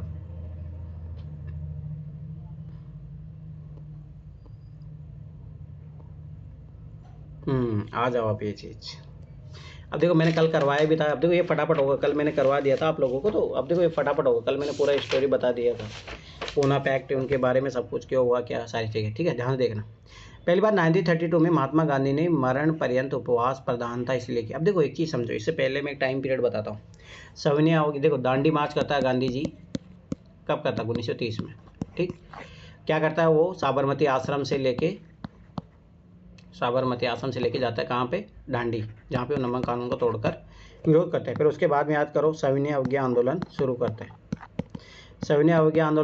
ध्यान से समझना। फिर उसके बाद में क्या होता है, ये पहला गोलमेज सम्मेलन में कांग्रेस पार्टिसिपेट नहीं करती है, तो द्वितीय गोलमेज सम्मेलन में इसको मनाया जाता है, याद रखना कि गांधी को पकड़ लिया जाता है। फिर उसके बाद में उससे बात की जाती है, गांधी इरविन समझौता होता है, गांधी इरविन समझौता के बाद में इनको द्वितीय गोलमेज सम्मेलन में बुलाया जाता है, द्वितीय गोलमेज सम्मेलन को बड़ी सफलता नहीं मिलती है, तो वे गांधी फिर से सविनय अवज्ञा आंदोलन 2 पार्ट शुरू करते हैं। अब ध्यान से समझना है ये चीज़। अब जो गोलमेज सम्मेलन, याद रखना 3 गोलमेज सम्मेलन हुए थे, कांग्रेस उसमें एक में ही पार्टिसिपेट की थी, पर अम्बेडकर जो थे वो सब में गए थे। अब अम्बेडकर की उस टाइम क्या मांग थी कि हमें पृथक निवासी मिलना चाहिए, क्योंकि सबको मिल चुका था, याद करो, मुस्लिमों को मिल चुका था, सिखों को, ईसाइयों को, आंग्लो समुदाय को मिल चुका था, तो ये पृथक निवासन जो है जो है उसकी मांग कर रहे थे। जो मैकडोनाल्ड होते हैं उस टाइम, तो वो दे देते हैं इनको। अब ध्यान से समझना। अब मुझे बताओ, पहली बात तो गांधी जी किस चीज़ के लिए मरेंगे भाई, गांधी जी मरेंगे कुछ बड़ी चीज़ होगी तब, याद रखना ये चीज़, ठीक है। तो अब स्वाभाविक सी बात है, देखो मैं बताया, सविनय अवज्ञा आंदोलन दोबारा जब शुरू करते हैं, उसके बाद में इनको जो है सरकार जेल में पकड़ के डाल देती है। अभी उस टाइम जेल में थे, यरवदा जेल में, याद रखना। अभी किस टाइप क्वेश्चन बन सकते हो, सारे क्वेश्चन मैं बताऊंगा यहाँ से, है ना। अब देखो वो जेल में थे, मरण पर्यंत उपवास करें, मतलब कि साफ है कि मैं मर जाऊंगा अगर ये चीज़ हो गई तो। अब वो कौन सी चीज़ होगी, गोलमेज सभा भारतीय राजनीतिक आकांक्षा को संतुष्ट करने में असफल हुई, इससे क्यों गांधी जी मरेंगे भाई। और याद करो, तो दूसरी जो है गांधी जी उसी में पार्टिसिपेट करने जाते हैं जो 1931 में होती है, और उसमें क्या होता है कि स्वाभाविक सी बात है, गांधी जी बोलते हैं कि भाई सफलता नहीं मिली तो कोई बात नहीं, तो क्या गांधी जी मर जाएंगे क्या उस चीज़ के लिए। मैंने कितनी बार बोला, गांधी जी बहुत बड़ी चीज़ के लिए, याद करो जब भारत का विभाजन हुआ था, वो मूवी देखना, मैं फिर बार बार बता रहा हूँ, तो नोआखाली में लोग एक दूसरे को मार रहे थे, तो फिर गांधी जी अनशन पे बैठ जाते हैं कि मैं जब तक ये लोग अपने हथियार नहीं छोड़ेंगे, जब तक हिंदू मुस्लिम एक दूसरे को गले नहीं लगाएंगे, तब तक मैं पानी की एक बूंद भी नहीं पीऊँगा। तो गांधी जी जब भी अगर मरने का प्रयास करें तो बहुत बड़ी प्रॉब्लम होगी भाई। ये अंग्रेजों से गांधी जी डरने वाले हैं क्या, गांधी जी डंडा मार के भगा देंगे इनको। ये चीज़ समझो, मतलब कहने का मतलब ये है कि भाई कोई बहुत बड़ी समस्या होगी, गांधी जी तब जो है ऐसा करेंगे। ये तो फालतू की बात हो गई। कांग्रेस और मुस्लिम लीग में मत भिन्नता थी। अरे मुझे बताओ, जैसे आज बीजेपी और कांग्रेस में मत भिन्नता है, तो क्या कोई गांधी जी मर जाएंगे क्या। अब खुद ही सोचो, मत भिन्नता तो हमेशा रहती है, जब भी दो विचार रहेंगे तो कोई ना कोई में मत भिन्नता तो जरूर रहेगी। क्या गांधी जी उसके लिए मरेंगे, नो, कभी नहीं। ये चीज़ हमेशा याद रखना। रेमजे मैकडोनाल्ड ने सांप्रदायिक अधिनिर्णय कम्युनल अवार्ड की घोषणा की, बस यही है। कि वो भारत को फूट डालो राज करो की नीति, मतलब भारत के टुकड़े टुकड़े करना चाह रहा है। तो गांधी जी क्यों नहीं मरेंगे बताओ? राष्ट्र के पिता ऐसे दर्जा नहीं मिला उनको भाई, उन्होंने राष्ट्र को जोड़ने के लिए हमेशा काम किए। तो फिर जो है गांधी जी, इसमें क्या होता है ध्यान से समझना, इसमें जो शेड्यूल कास्ट होती है उनको भी पृथक निर्वाचन का क्षेत्र दे दिया जाता है। इसका मतलब वही याद करो, पर पृथक निर्वाचन का क्षेत्र। इसमें क्या होता है कि जो मतलब जो एससी के लोग हैं वही जो है एससी का ही व्यक्ति खड़ा होगा और वही लोग वोट देंगे। तो स्वाभाविक सी बात है, कौन जीतेगा? वही जीतेगा। पहले याद करो जो मुस्लिमों को दिया गया था 1909 में, वही सेम चीज़ थी यहाँ पे भी। तो गांधी जी, फिर ऐसा लगता है गांधी जी को ये तो बहुत हिंदुओं में ही ये फूट डालने का राज कर रहे हैं। पहले तो धर्म के आधार पर तो बांट ही दिया इन लोगों ने, अंग्रेजों ने। अब ये क्या कर रहे हैं, अब जो है हिंदुओं में फूट डाल रहे हैं। फिर गांधी जी जो है एकदम मरण पर्यंत उपवास करते हैं। अब ध्यान से समझना, एक स्टोरी है और वो दोनों मूवी जरूर देखना आप। महात्मा गांधी वाली मूवी देखना, भीमराव अम्बेडकर वाली। अब जो मैं बता रहा हूँ वही विजुअलाइजेशन है मेरे आंखों के सामने। अब क्या होता है कि गांधी जी बैठ गए, तो फिर उसके बाद में जो अम्बेडकर को बुलाया जाता, तो अम्बेडकर नहीं जाते हैं। ध्यान से समझना, अम्बेडकर को ऐसे कोई नॉर्मल चिट्ठी लेके भेजता नहीं जाते हैं। वो बोले कि भाई गांधी को मरना हो तो मरे साहब, ये उसके अम्बेडकर के स्टेटमेंट है। पर मैं अपने लोगों का जो है अधिकारों का जो है, ऐसा नहीं कि मैं अपने अधिकारों के लिए नहीं लड़ूँ, ठीक है, वो होंगे बाबा पर मेरे लिए नहीं है। पर मेरे लिए मेरे लोग सबसे सर्वप्रथम, ये चीज़ याद रखना। फिर उसके बाद में याद रखना कि 2 व्यक्तियों को भेजा जाता है। एक थे मालवीय जी, ठीक है, याद रखना। ये कौन थे? जो बनारस हिंदू यूनिवर्सिटी की स्थापना करते हैं, BHU की 1916 के टाइम में, ठीक है। दूसरे भेजे जाते हैं राजेंद्र प्रसाद। ये दोनों जाते हैं अम्बेडकर के पास मनाने के लिए। फिर जो है उसको लाया जाता है यरोदा जेल में, मतलब वो आते हैं मिलने उससे। तब वहाँ पे जाके होता है पूना पैक्ट, याद रखना। फिर वहाँ पे जो है जो ये भीमराव अम्बेडकर छोड़ देते हैं अलग निर्वाचन के, परंतु ये बोलते हैं कि नहीं। तो फिर वो बोलते हैं कि भाई मुझे तो कुछ तो दो, चलो ठीक है मैं आपकी बात मान लिया, पर मुझे कुछ तो दो। तो फिर बोलते हैं गांधी ठीक है कोई नहीं, तो मैं जो प्रांतें हैं उसमें जो विधानसभाएँ हैं उसमें भी आरक्षण मिलेगा, ठीक है, और केंद्र में भी आरक्षण मिलेगा, सीटों का कुछ परसेंटेज। तो फिर वहाँ पे पहले भी था, पर सीटों को जैसे प्रांतों पे 130 मतलब 65 था तो डबल कर दिया जाता है, और जो केंद्र में जो है उसका कुछ परसेंटेज सीटों आपको मिलेगा, जैसे आज भी जो सिस्टम बना हुआ है। तो ये चीज़ याद रखना।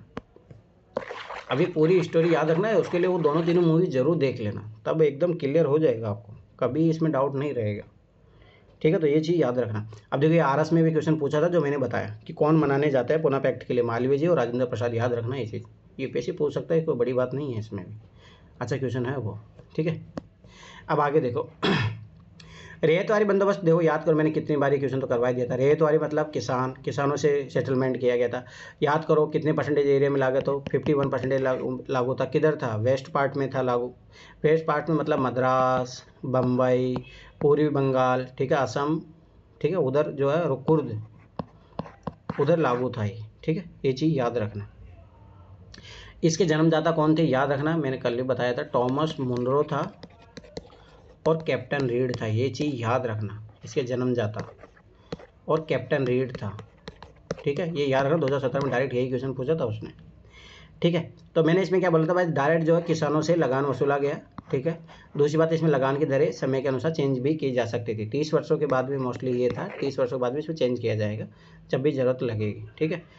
ये चारा स्थायी बंदोबस्त अपने पता 1793 में लागू हो गया था। ये जो लागू होती है 1818 की समथिंग ऐसे होती है। फिर मालवाड़ी आती है, वो 1830 के समथिंग लागू होती है। ये चीज़ याद रखना, ठीक है। अब देखो ये बेसिक इन्फॉर्मेशन अपने को पता है।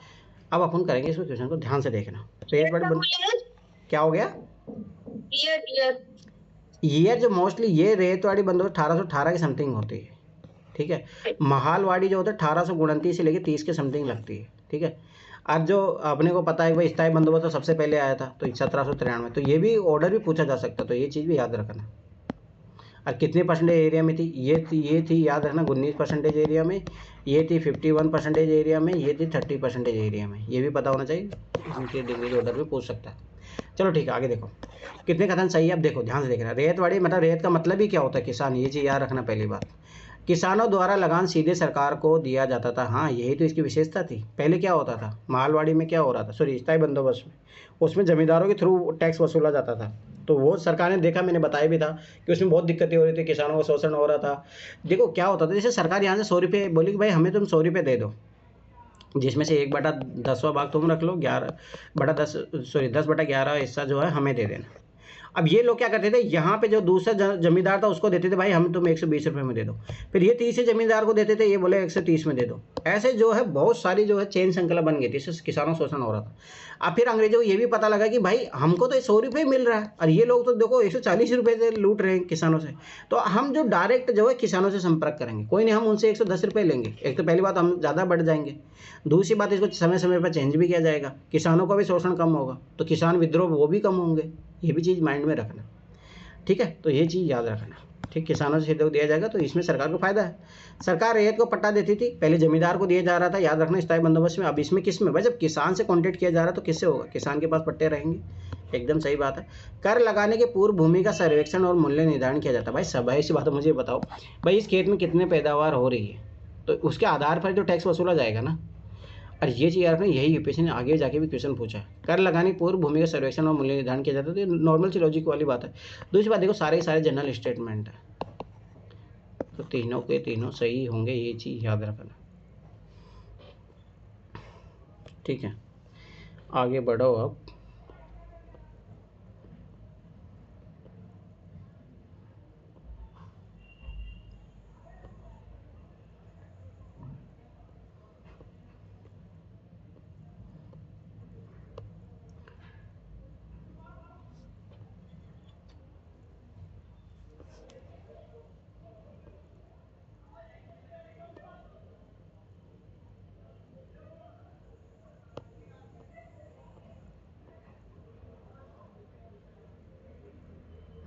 आ जाओ। अभी जब ये क्वेश्चन बहुत बार पूछा जाएगा, बहुत बार, आगे जाके लगभग 3 से 4 बार क्वेश्चन रिपीट होगा ये वाला क्वेश्चन। अब देखो ध्यान से समझो, इसमें निम्नलिखित कथनों पर विचार कीजिए। अब देखो कैसे यूपीएससी क्वेश्चन की डिमांड को कैसे वो सिंक्रोनाइज करता है, ध्यान से देखना। दादा भाई नौरोजी की भारतीय राष्ट्रीय आंदोलन को सर्वाधिक प्रभावी देन थी। सर्वाधिक प्रभावी देन मतलब स्पेसिफिक में भी स्पेसिफिक पूछ लिए, तो भाई तीनों के तीनों में एक ही होगा, एक ही आंसर होगा। देखो बहुत स्पेसिफिक हो गए, तो ये चीज़ याद रखना, जब क्वेश्चन की मांग स्पेसिफिक हो जाएगी तो एलिमिनेशन से उत्तर आएगा, ये चीज़ याद रखना, मतलब मिनिमम आंसर आने की प्रोबेबिलिटी रहेगी उसमें। दूसरी बात, एलिमिनेशन से आंसर आएगा, ये चीज़ याद रखना। जब बहुत ज़्यादा स्पेसिफिक क्वेश्चन की मांग रहती है तो ये चीज़ याद रखना। दूसरी बात, अब देखो इस क्वेश्चन को करने से पहले आप लोगों को क्या सोचना पड़ेगा, भाई जो दादा भाई नौरोजी कौन थे। पहली बात अपने को पता होना चाहिए, उदारवादी थे, ठीक है, लिबरल व्यक्ति थे। तो ये लिबरल व्यक्ति तो क्या करेंगे, संवैधानिक सुधारों की मांग करेंगे, अंग्रेजों की कमियां बताएंगे कि भाई आप ये लोग कर रहे हो, भारत को लूट रहे हो, ये सब चीज़ें कर रहे हो। तो लड़ाई नहीं लड़ेंगे, भगत सिंह की तरह ट्रेनें नहीं उड़ाएंगे, नहीं बाल गंगाधर तिलक की तरह जो है राष्ट्रवाद के नारे नहीं लगाएंगे, ये उनसे याचना करेंगे, ये चीज़ हमेशा याद रखना, ठीक। अब देखो पहली बात मैंने क्या बोला, स्पेसिफिक डिमांड है क्वेश्चन की, तो एलिमिनेशन से आंसर आएगा, तो एलिमिनेशन से आंसर आएगा तो इसका मतलब कोई स्टेटमेंट गलत दिया होगा, पक्का दिया होगा। देखो ध्यान से देखना कैसे आंसर आएगा। अब देखो तीसरा स्टेटमेंट पढ़ो, उन्होंने सभी सामाजिक बुराइयों के निराकरण की आवश्यकता पर सर्वोपरि जोर दिया। कितने एक्सट्रीम स्टेटमेंट है, सभी तो भाई इसका जो मेन है। फिर दूसरी बात याद रखना, दादा भाई नौरोजी बहुत पढ़े लिखे व्यक्ति थे, ठीक है। जैसे आप तीसरा काटोगे आंसर आपको मिल गया, ठीक है। अब देखो ये तो अब ये पता सही भाई ये सही है, उन्होंने इस बात को अभिव्यक्त किया कि ब्रिटेन भारत का आर्थिक शोषण कर रहा है। भाई मैंने क्या बोला, दादा भाई उदारवादी है, तो ये क्या बोलेंगे, याचना करेंगे, अभिव्यक्त करना। देखो ध्यान समझना, एकदम नॉर्मल स्टेटमेंट लिखा है, ठीक है।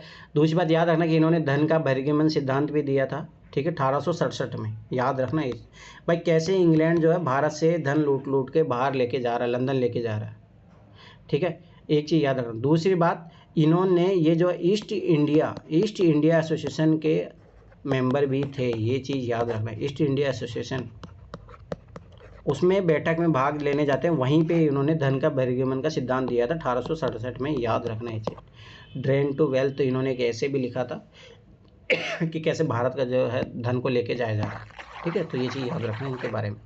दूसरी बात, ईस्ट इंडिया एसोसिएशन के मेंबर भी थे, ये चीज़ भी याद रखना, ठीक। दूसरी बात देखो इन दोनों स्टेटमेंट को पढ़ो, उन्होंने इस बात को व्यक्त किया कि ब्रिटेन भारत का आर्थिक शोषण कर रहा है। ठीक है, एक नॉर्मल स्टेटमेंट है, कोई एक्सट्रीम वर्ड नहीं है। उन्होंने प्राचीन भारतीय ग्रंथों की व्याख्या की और और भारतीय में आत्मविश्वास जगाया। अरे मुझे बताओ कि जो व्यक्ति ये बात कर रहा है कि भाई आर्थिक इकोनॉमिक्स की बात कर रहा है कि कैसे लूट के लेके जा रहा है, प्राचीन भारतीय ग्रंथों की व्याख्या कर रहे हैं, तो ये का व्यक्ति यही कर लो भाई, इससे एक ही काम करवा लो ना भाई। आर्थिक शोषण का करा तो ये फालतू चीज़ें क्यों आत्मविश्वास जगाए, सब फालतू की बातें हैं। दूसरे तीसरा काटो जैसे आप आंसर आ जाएगा, ये चीज़ याद रखना। ठीक है, अब आ जाओ अगले क्वेश्चन में। देखो यूपीएससी कैसे हेल्प करती है, मैं फिर बार बार बता रहा हूँ, ये चीज़ समझो। अब देखो इस क्वेश्चन में सदियों से, यही लाइन से आंसर आ जाएगा। सदियों से मतलब बहुत प्राचीन है भाई, बहुत प्राचीन काल से। मैं इसीलिए बोलता हूँ क्वेश्चन से आंसर निकालने का तरीका भाई, यहीं पे लिखा सदियों से भारत में जीवित रही एक प्रमुख परंपरा ध्रुपद। ठीक है, भारत में जीवित रही है, जीवित रही तो सस्टेन की है, बहुत पुरानी है, यहाँ दिया भी है। ठीक है, निम्नलिखित कथनों में से कौन कौन से कथन सही है। अब देखो ध्यान से समझना है इसमें। ध्रुपद की उत्पत्ति तथा विकास मुगल काल में राजपूत राज्यों में हुआ। भाई ये बात कर रहा है, देखो ये कॉन्ट्राडिक्शन हो गया ना। यहाँ तो बोला सदियों से, सदियों में प्राचीन काल, ये बोला मिडिवल काल की, मध्यकाल की है। तो ऐसे जैसे क्वेश्चन से कॉन्ट्राडिक्शन हो जाता है, वो स्टेटमेंट तो ऐसे गया। समझो ये लॉजिक। ठीक, दूसरा लॉजिक समझो, मैंने क्या बोला, कभी भी ध्रुव की उत्पत्ति हुई, याद करो आगे जाके 2021 में क्वेश्चन भी आएगा। ठीक है, आगे भी आएगा नहीं, 2018 या 19 का क्वेश्चन है जिसमें तानसेन का गुरु कौन था, अकबर को उसको बता दिया था। वो इजीली रिप्लेसेबल है ना भाई। ध्रुव की उत्पत्ति तथा विकास जो मुगल काल में हुआ, जो भी राजपूत राज्यों में हुआ भाई मुगल काल में होता तो चलो ये बोल देता कि भाई जो मुगल जो शासक थे, भाई राजपूत राज्यों में क्यों होगा, मुझे बताओ। मुगल काल में भी होगा तो मुगल राज्य में होगा ना। तो चीज़ें यहाँ पे कितनी सारी चीज़ें हैं गलत होने की। दूसरी बात, क्वेश्चन से कॉन्ट्राडिक्शन हो रहा है, तो ये स्टेटमेंट तो 100% कटेगा। जैसे ही आप काटोगे आंसर आपका आ जाएगा। ठीक है, तो ये चीज़ याद रखना। अब आगे देखो, चलो ठीक है, ये तो अपन काट दिया पहला। ठीक है, अब देखो अगर ध्रुपद जो है प्रमुखता है भक्ति और अध्यात्म का संगीत है, ये बात तो एकदम सही है। ठीक है, भक्ति और अध्यात्म का संगीत है। ठीक है, परंपरा रही है, ट्रेडिशन रही है, तो ट्रेडिशन भक्ति और उनके साथी से चलेगी। ठीक है, दूसरी बात देखो, भक्ति और अध्यात्म एक ही चीज़ है, अलग अलग चीज़ नहीं है, ये चीज़ याद रखना। ध्रुपद आलाप मंत्रों से लिए गए संस्कृत अक्षर पर आधारित है। देखो ये चीज़ याद रखना है, ये दोनों भी संपूरक है, मतलब एक दूसरे की बात कर रहे हैं भाई। संस्कृत भाषा है अध्यात्म की, भक्ति की, मंत्रों से, मंत्र कहाँ काम आते हैं, भक्ति में, अध्यात्म में काम आते हैं, मतलब दोनों ये जुड़े हुए हैं। और ये देखो एकदम कॉन्ट्राडिक्शन हो रहा है। अब ये भी एक चीज़ समझो, ये तो है ही, समझ लिया। अब एक और ट्रिक देखो, ये बोला कि विकास जो है मुगल काल में हो, और यहाँ पे संस्कृत भाषा। मुझे बताओ मुगल काल में संस्कृत भाषा काम करेगी? कॉन्ट्राडिक्शन, 1 और 3 तो कभी साथ में आएंगे भी नहीं। ठीक है, तो इस तरीके से भी इस क्वेश्चन को सॉल्व कर सकते हो, ये चीज़ याद रखना। अब देखो ये वाला क्वेश्चन याद रखना ना, इस टाइप के क्वेश्चन का पैटर्न पकड़ो।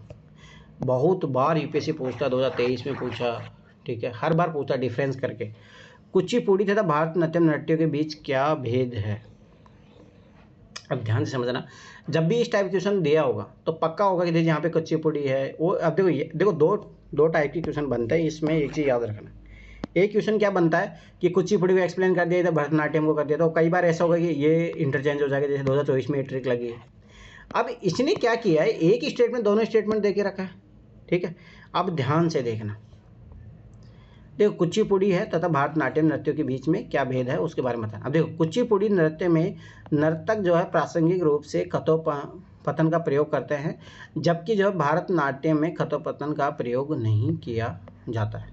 ठीक है, अब आगे देखो, पीतल की तस्तरी की धार पर अगर पाद रख नृत्य करने की परंपरा भरतनाट्यम की विशेषता है।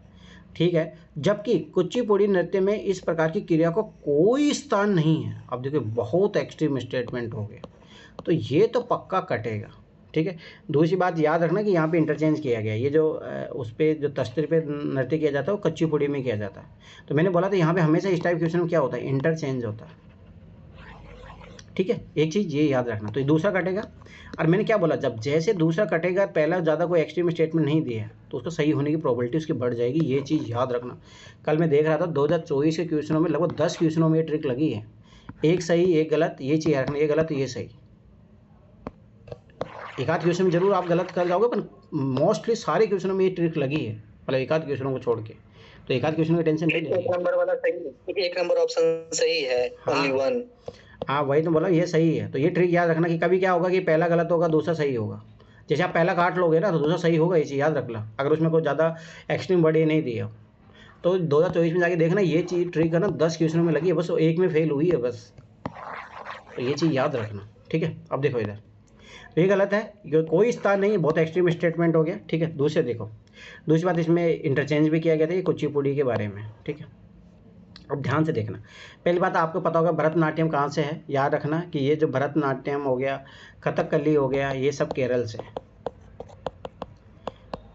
दूसरी बात याद रखना कि भरतनाट्यम के ही बारे में जो है ये जो हेमा मालिनी इसी के बारे में डांस करती है, हेमा मालिनी भरतनाट्यम करती है जो भी है। कुचिपुड़ी याद रखना, कुछ दिन पहले भी किया था उन्होंने, कुछ फंक्शन हुए तो कुछ दिन पहले किया था उन्होंने, ठीक है। दूसरी बात याद रखना कुचिपुड़ी जो आंध्र प्रदेश से रिलेटेड है, ठीक है, ये थोड़ा चीज़ें याद रखना। और कुचिपुड़ी में क्या होता है कि इसमें जाति सौरम और तिल्लम दोनों का प्रयोग होता है, जाति सौरम और तिल्लाना, तिल्लाना मतलब चिल्ला के उस तरीके से होता है, ठीक है। और इसमें तरंगम का यूज होता है, तरंगम मतलब ये होता है जैसे पानी की जैसे लहर होती है ना तरंग, वैसे डांस करते हैं, मतलब पैर को ऐसे किया जाता है ताकि वो तरंग को प्रदर्शित किया जाए, ये थोड़ा विशेषता याद रखना। अब देखो पहला स्टेटमेंट सही है, अब देखो ध्यान से देखना क्यों।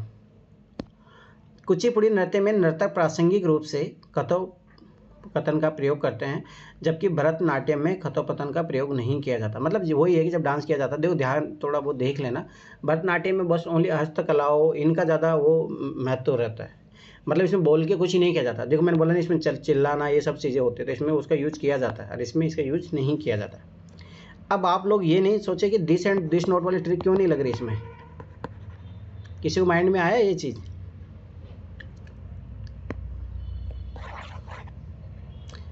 अरे बोलो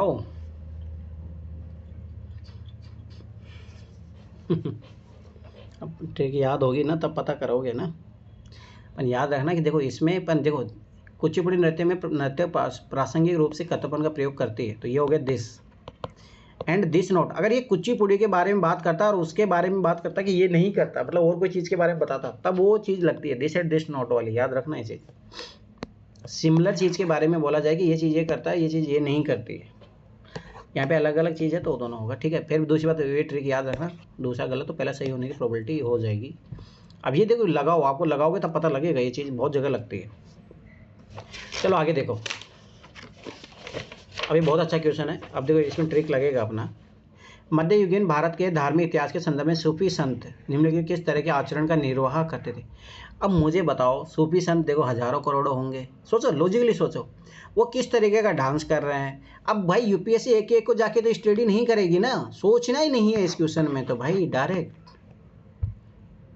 समझ में आया मैंने क्या लॉजिक दिया। क्वेश्चन की मांग ही वाइड होगी तो ऑल आंसर होगा, और यूपीएससी इसको कभी गलत प्रूव कर ही नहीं सकती। अब जैसे एक लॉजिक सोचो, ध्यान से समझना, ये बोला मध्ययुगीन भारत के धार्मिक इतिहास के संदर्भ में सूफी संत निम्नलिखित किस तरह का आचरण का निर्वाह करते थे। अब मुझे बताओ, हो सकता है एक व्यक्ति ये कर रहा हो सकता है एक व्यक्ति ये कर रहा हो सकता है एक व्यक्ति ये कर रहा हो। अरे भाई इसमें कितने भी आंसर दे दो सब सारे आएंगे अब देखो आचरण की बात है ना भाई, बिहेवियर तो आदमी का चेंज होते रहता, क्या है उसमें ध्यान साधना हो, श्वास नियमन। सूफी संत है तो भाई हिंदुओं में जो चीज़ होती है वही सेम चीज़ होगी इसमें, इसलिए तो सूफी संत है ना, नाम जोड़ा क्यों जा रहा है। एकांत में कठोर योगिक व्यायाम, संत यही तो काम करते हैं। जो अभी देखो प्रयागराज में आए थे वहाँ पे, अब वो वापस चले गए। श्रोताओं में आध्यात्मिक अर्शोन्माद उत्पन्न करने के लिए पवित्र गीतों का गायन करते थे। हाँ, जो कव्वाली जो गीत गाते थे, मतलब सिंपली बात तो ये तो चीज़ सोचो, ये नहीं सोचना इसमें देखो कोई सब के सब नॉर्मल स्टेटमेंट है। दूसरी चीज़ क्वेश्चन की डिमांड वाइड है भाई, निर्वाह करते तो भाई यूपीएससी सबका स्टडी करने नहीं जाएगा। अब मुझे बताओ, जैसे ध्यान समझो, ठीक है, ये चीज़ समझो कि यूपीएससी नहीं बोले कि भाई ये नहीं करते थे। अब मुझे बताओ, कल ही एक नई बुक आ गई और उसमें बताया कि भाई ये सूफी संत ये करते थे, तो यूपीएससी क्वेश्चन ही गलत चला जाएगा। तो याद रखना इस टाइप के क्वेश्चनों में ऑल आंसर होगा। मैं फिर बार बता रहा हूँ, इस लॉजिक को समझो, कम से कम 10 क्वेश्चन सोल्व होते हैं इस लॉजिक से पेपर में, हमेशा याद रखना 10 क्वेश्चन सोल्व होते हैं। अब देखो रोलेट एक्ट मैंने बताया भी था, सिडनी की अध्यक्षता में हुई थी 1917 में, एक वो कमेटी बनती है, उसके आधार पर 1919 में ये आता है। मैंने ये भी बताया था कि बिना दलील बिना वकील उसका ये था, ठीक है। दूसरी बात 1919 में आ रहा है, ठीक है। अब उस टाइम क्या हो रहा था कि जो है ये अंग्रेज जो क्रांतिकारी मैंने बताया था ना 1909 उस टाइम शुरू हो चुके थे, और वो बड़े बड़े कांड भी कर चुके थे, मतलब ट्रेनों को उड़ाना लूटना ये सब सारी चीज़ें कर चुके थे। तो ये उनसे डर के ये कानून लाया जाता है। दूसरी बात, अंग्रेज जो है उस टाइम युद्ध में हार के भी आए थे, हारने का मतलब नुकसान तो हुआ ही था, तो उनको ऐसा लग रहा था कि भाई कहीं कमज़ोर देखते हुए ये अपने पे आक्रमण ना कर दे, इसीलिए ये चाह रहे थे कि भाई ऐसा कानून ला दो ताकि विद्रोह को दबाया जा सके। ठीक है, ये चीज़ याद रखना। अब देखो रोलेट एक्ट का लक्ष्य क्या था? युद्ध प्रयासों का अनिवार्य आर्थिक समर्थन, अनिवार्य है अरे भाई अंग्रेज तो ऐसे संपत्ति जब चाहे तब टैक्स लगा रहे थे, अनिवार्य आर्थिक सम्मेलन, उसके लिए अलग से क्या जरूरत लाएगी। ठीक है, आगे देखो, खिलाफत आंदोलन का दमन। भाई खिलाफत आंदोलन 1920 में तो शुरू ही होता है, तो ये तो ऐसे कॉन्ट्राडिक्शन हो गया, ये 1919 में आता है, तो ऐसे गलत गया।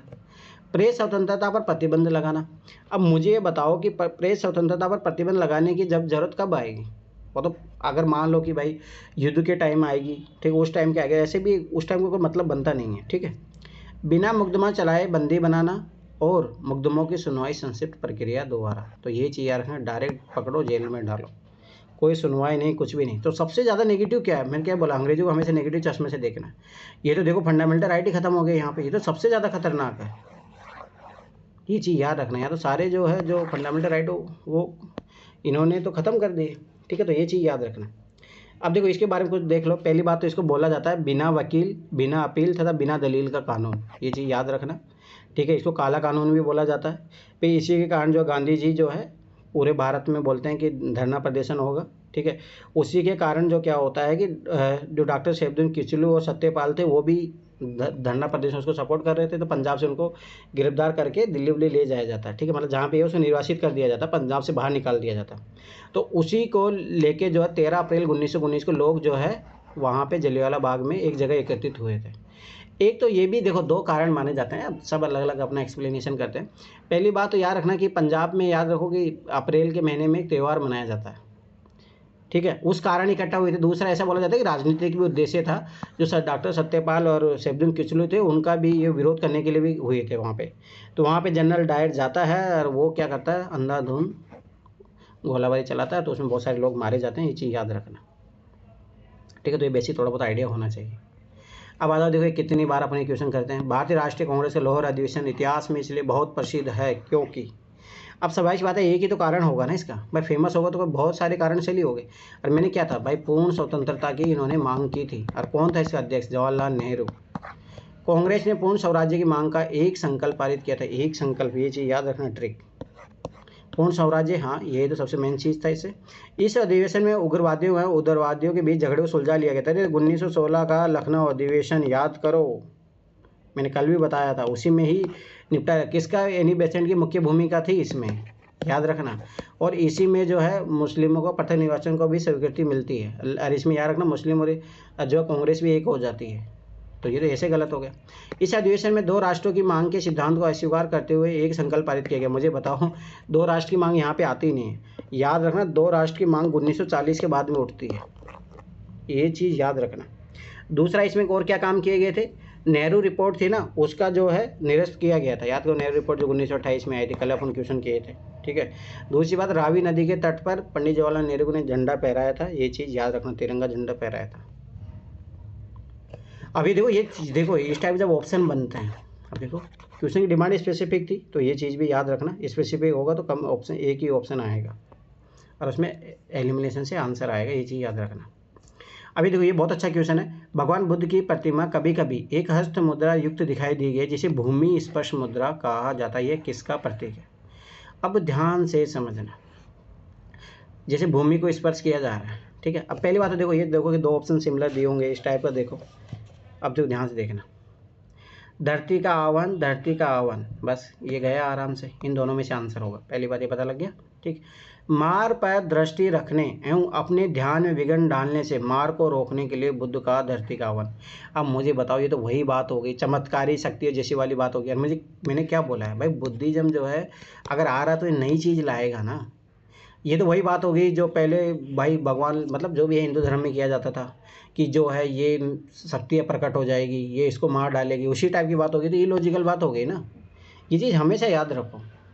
ये धरती का आह्वान कर रहा है तो मतलब क्या कर रहा है कि भाई इसको रोको तुम धरती आके, तो चमत्कारी शक्ति वाली जैसी बात हो गई ना, तो गलत है। ठीक है, अब आगे देखो, मार के प्रबोधन के बावजूद, मतलब उसको लालच दिया जा रहा है महात्मा बुद्ध को, तुम की अपनी तपस्या है उसको छोड़ दो। अपनी शुचिता और शुद्धता साक्षी होने के लिए बुद्ध का धरती का आह्वान करना, ये एकदम लॉजिकली बात है। अब दूसरी बात एक और ये मैं आपको बताता हूँ, गाँव में जैसे मोस्टली होता है कि जब भी जैसे अभी भी चलता है भारतीय परंपरा, या मान लो कि मतलब कि मूवी में अभी आप देखते हो कि उसमें संविधान की शपथ दिलाई जाती है कि आप जो है जो भी बोलोगे वो सही बोलोगे। ये गांव में होता है ना कि बच्चे के ऊपर हाथ रख के शपथ खाओ तो वही वाली चीज़ है भूमि स्पर्श मुद्रा की, जो है महात्मा बुद्ध अपनी जो सुचिता है उसका साक्षी दे रहे हैं कि मैं इस धरती की सौगंध खा के कहता हूँ कि मैं जो अपनी जो भी मैं मान लो तपस्या कर रहा हूँ वो एकदम सही कर रहा हूँ। समझ में आया? तो ये चीज़ आ रहा था कि लालच जो है उसका कोई प्रभाव नहीं पड़ रहा उसके ऊपर। तो देखो दो ऑप्शनों में से एक है तो ये भी कट जाएगा, लॉजिकली सोचो। ये तो देखो ये वही चमत्कारी शक्ति की बात करेगा तो ऐसे कट जाएगा। ये देखो बुद्ध को अपने अनुयायियों को स्मरण कराना है कि वे सभी धरती से उत्पन्न होते हैं और अंततः धरती में विलीन हो जाते हैं, अतः जीवन संक्रमणशील है। ये तो फालतू की बात बोल रहा है, ये चीज़ याद रखना। एक्सट्रीम वर्ड भी दी है, उससे आंसर आ जाएगा। ठीक है, अब आगे देखो। देखो पूर्व वैदिक आर्यों का धर्म प्रमुख था। पूर्व वैदिक आर्य, ध्यान समझना। देखो इसका थोड़ा टाइम पीरियड समझो तो आप आराम से इस क्वेश्चन को सोल्व कर लोगे। ठीक है, तो सबसे पहले जो अपन इतिहास पढ़ते हैं पहले आते हैं सिंधु घाटी सभ्यता, जो अपने कल क्वेश्चन भी किया था। ठीक है, याद करो उस टाइम किस टाइप के लोग थे। फिर उसके बाद में आते पूर्व वैदिक आर्य आते हैं। ठीक है, तो ये जस्ट इसके बाद वाला पीरियड है। फिर उसके बाद में उत्तर वैदिक काल वाले आर्य भी आते हैं। ठीक है, इसमें आर्य वाले लोग आते हैं, वो चीज़ याद रखना। अब याद करो अपन सिंधु घाटी सभ्यता में क्या सीखे थे कि वहाँ पे धर्म की वर्चस्वता नहीं थी। अब देखो ये फायदा मिलेगा, एक एक क्वेश्चन याद होने चाहिए। धर्म प्रधान नहीं था वहाँ पे।